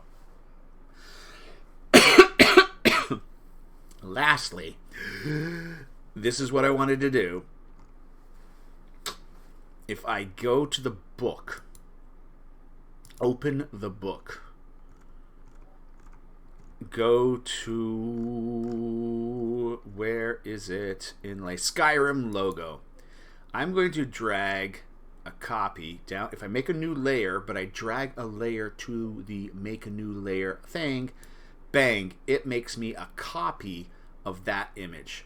I'm just going to keep it as a copy. I'm going to drag it down. She goes down. There we go. And I'm going to drag it into here, outside of the folder. Now, double lines means you're out of the folder. I think that's out. Did I get it out of the folder? Let's close it. It still stays red, you see. And let's close the book up. Yes, it is. I'm going to take the red off of it so I know no color. Skyrim logo copy. Now, with that copy, I'm going to go back to my move tool. Yeah, we're going over 2 hours. I'm working with it. And I'm just going to move the copy of the Skyrim logo that we just removed, excuse me, from the book. We're going to, give me a second, undo. There we go. We're going to move her down. All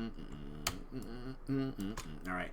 The idea I wanted to do, oh, excuse me, guys, is Control T to transform this little thing. It's just a subtle little thing I want to do. Do you see where we're going with this? Do you see where we're going with this?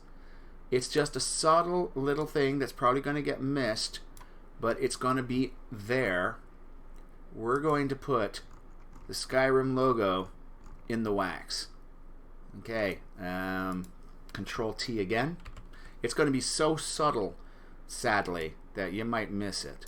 But inside that wax, we're going to have that little logo, which it dawned on me, that logo is actually the Dragon Guard logo, the Imperial Dragon Guard logo inside an Imperial Diamond, which is their other symbol. That's the logo for Skyrim, which gives away some of the story. It just boop, when I discovered that, I'm like, really? So what I want to do with this, it could be left this way. It's got a layer style on it of overlay, so it's just overlaying it on the wax. And to be honest, at a distance, this might be too small, but I want to see if this effect can work, but it could be too small to be effective. But what we could do instead is double click on it. Set the fill opacity to 0 so you don't see it. We're just using its general shape. And then we go to bevel emboss. And you can see what's starting to happen here. If we do a no real soften, okay, maybe a point of soften, maybe 2 points of soften, and if we reduce that size to maybe a 2, no, let's change that to 3. All right, you see what's happening? We're starting to create an imprint in the wax, but the pillow emboss doesn't work because you don't pillow emboss with mask with wax. You stamp it in, so you're going to have an inner bevel or an emboss itself. The emboss is the wrong direction. That's it sticking out. So you can go direction up or down. We want down. So there you go. You've got like a wax seal. Chisel hard might be too hard. Chisel smooth. Chisel smooth is going to work for us in this case. And look, we've now got the logo chiseled in to the product. There you go. So now if you go okay and we zoom out, we can work on that more if we had time, but look at that. You've got a small wax inlay with the symbol. Like I said, it's too small. Maybe a different symbol can go there, but for now it was just what was in my head, the little logo right there. Oh no, see the look in my face? You know what's going to be perfect for that? Not the Skyrim copy. Trash to you, my friend. No. You see what it is, guys? Do you see what I'm thinking? That's right, everybody. What would look amazing in that frickin' wax symbol? I think we're going to need some resizing here. Control T. That's right, guys. See this? Braingasm. We're going to put this logo. We're going to put this logo inside. It's already going awesome before we even do anything. We're going to put this logo inside the wax. And we're going to go... Okay, we're going to do some fine maneuvering with the arrow keys. We're going to do some fine maneuvering with the arrow keys.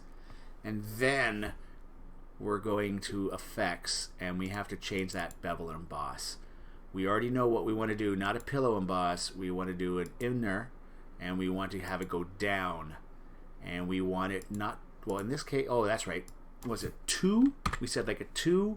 And this was like... It might be okay with the 1. I mean, the 1? No, I don't think we want to soften that much. I think no softening is good. Like, see, there we go. There we go. Now, the other thing is, we haven't gotten rid of the opacity. If we did that, that's realistically a stamp, and then the smooth is more needed.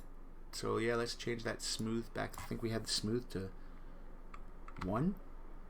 There we go. So, again, this is just a quick work. We could put the texture back. We could do the fill opacity slight on that because it's already using an overlay which gets us the dark bits. But we could also go, instead of, we could do darken or multiply. Darken is better. That gives us the idea of the stamp going in because you don't have any of the light information. And now, if we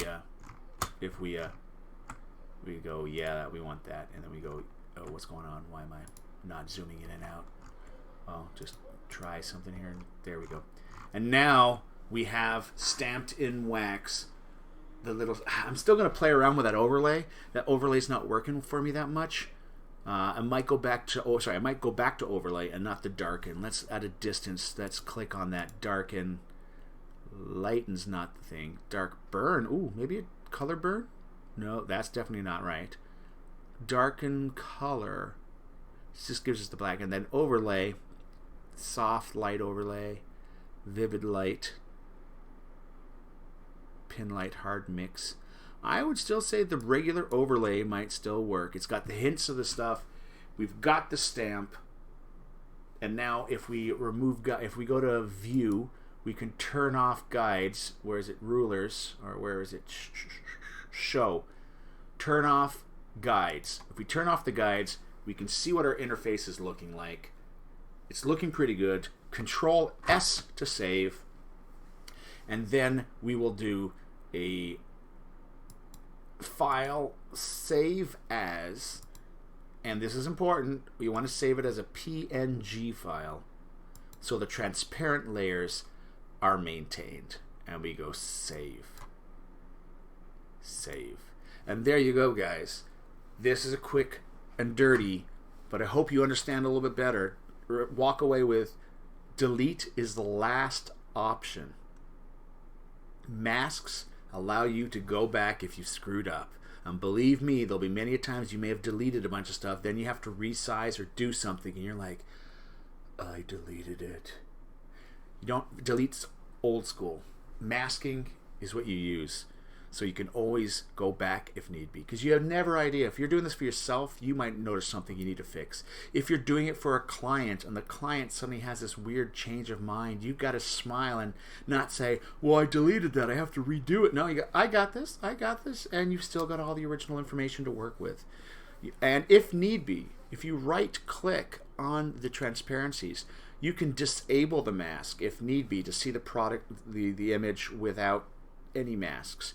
You can apply it. If you apply it, it actually does cut out what you don't see, and then it just becomes a cut. And there's other masks as well. You can subtract or add to a mask, which is kind of what we were doing when we were doing the Alt and the Shift with the Control button when we were doing those selections. Adding and subtracting a selection, I'll go in depth with. I think I mentioned it last stream, and I'll do so in another one. And we kind of did it here earlier with the little loser hand that pops up. But again, thank you very much for watching. This will be uploaded to YouTube. I'm not too sure what I'll be doing for next week, because literally I think, well, what would be next nice to talk about? If you have suggestions of things you'd like to see, go to the YouTube channel. The link's down below. If you have an ! Discord, gives you a link to my Discord when you're in my chat and live. If you're watching this on YouTube, it's not going to do anything if you type that. I'm sorry. But bam! Already, I'm like finishing, and doop! Thank you, Puma. You just showed up. You came in. You did your little thing. I have none of my alerts on, but thank you very much for another, sub. Thank you very much. But I'm just finishing. Sound effects are back. You should try your cat purr right now. If you remember what the code is, I think it's like Puma 1, Puma 2, or Puma 01, Puma 02. I can't remember what it was for your sound effect, but it's back. I'm just finishing the stream, but thank you very much for the resub. And, exclamation mark. You got to throw that exclamation mark in there. You got to throw that exclamation mark in there, Puma. Actually, I can find out what the code is for the sound effect right now.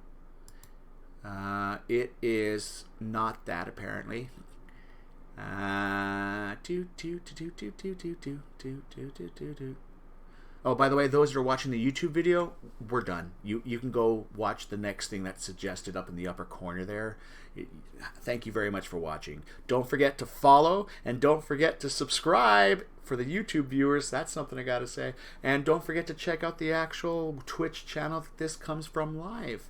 Alright, and we're just gonna fix Puma's sound effect. It is, it's supposed to be Puma 0. it is supposed to be Puma01, all small case. And if I click to edit it, and I go preview, so for some reason it's previewing. Who is it? General group? Oh, it's enlisted in general. Oh, hold on. You haven't changed your name, have you? User specific. No, user specific. No cost. Puma 6898 and stream chat. Yeah, I'm not too sure why it's not working. I've reconnected the path. I got, as you can hear, I've got that one, and your other one, which is Puma 02,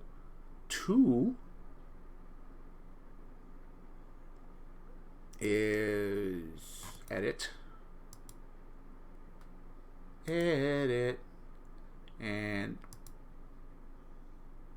okay, that one's not working. Oh, it's a long. That one's a longer.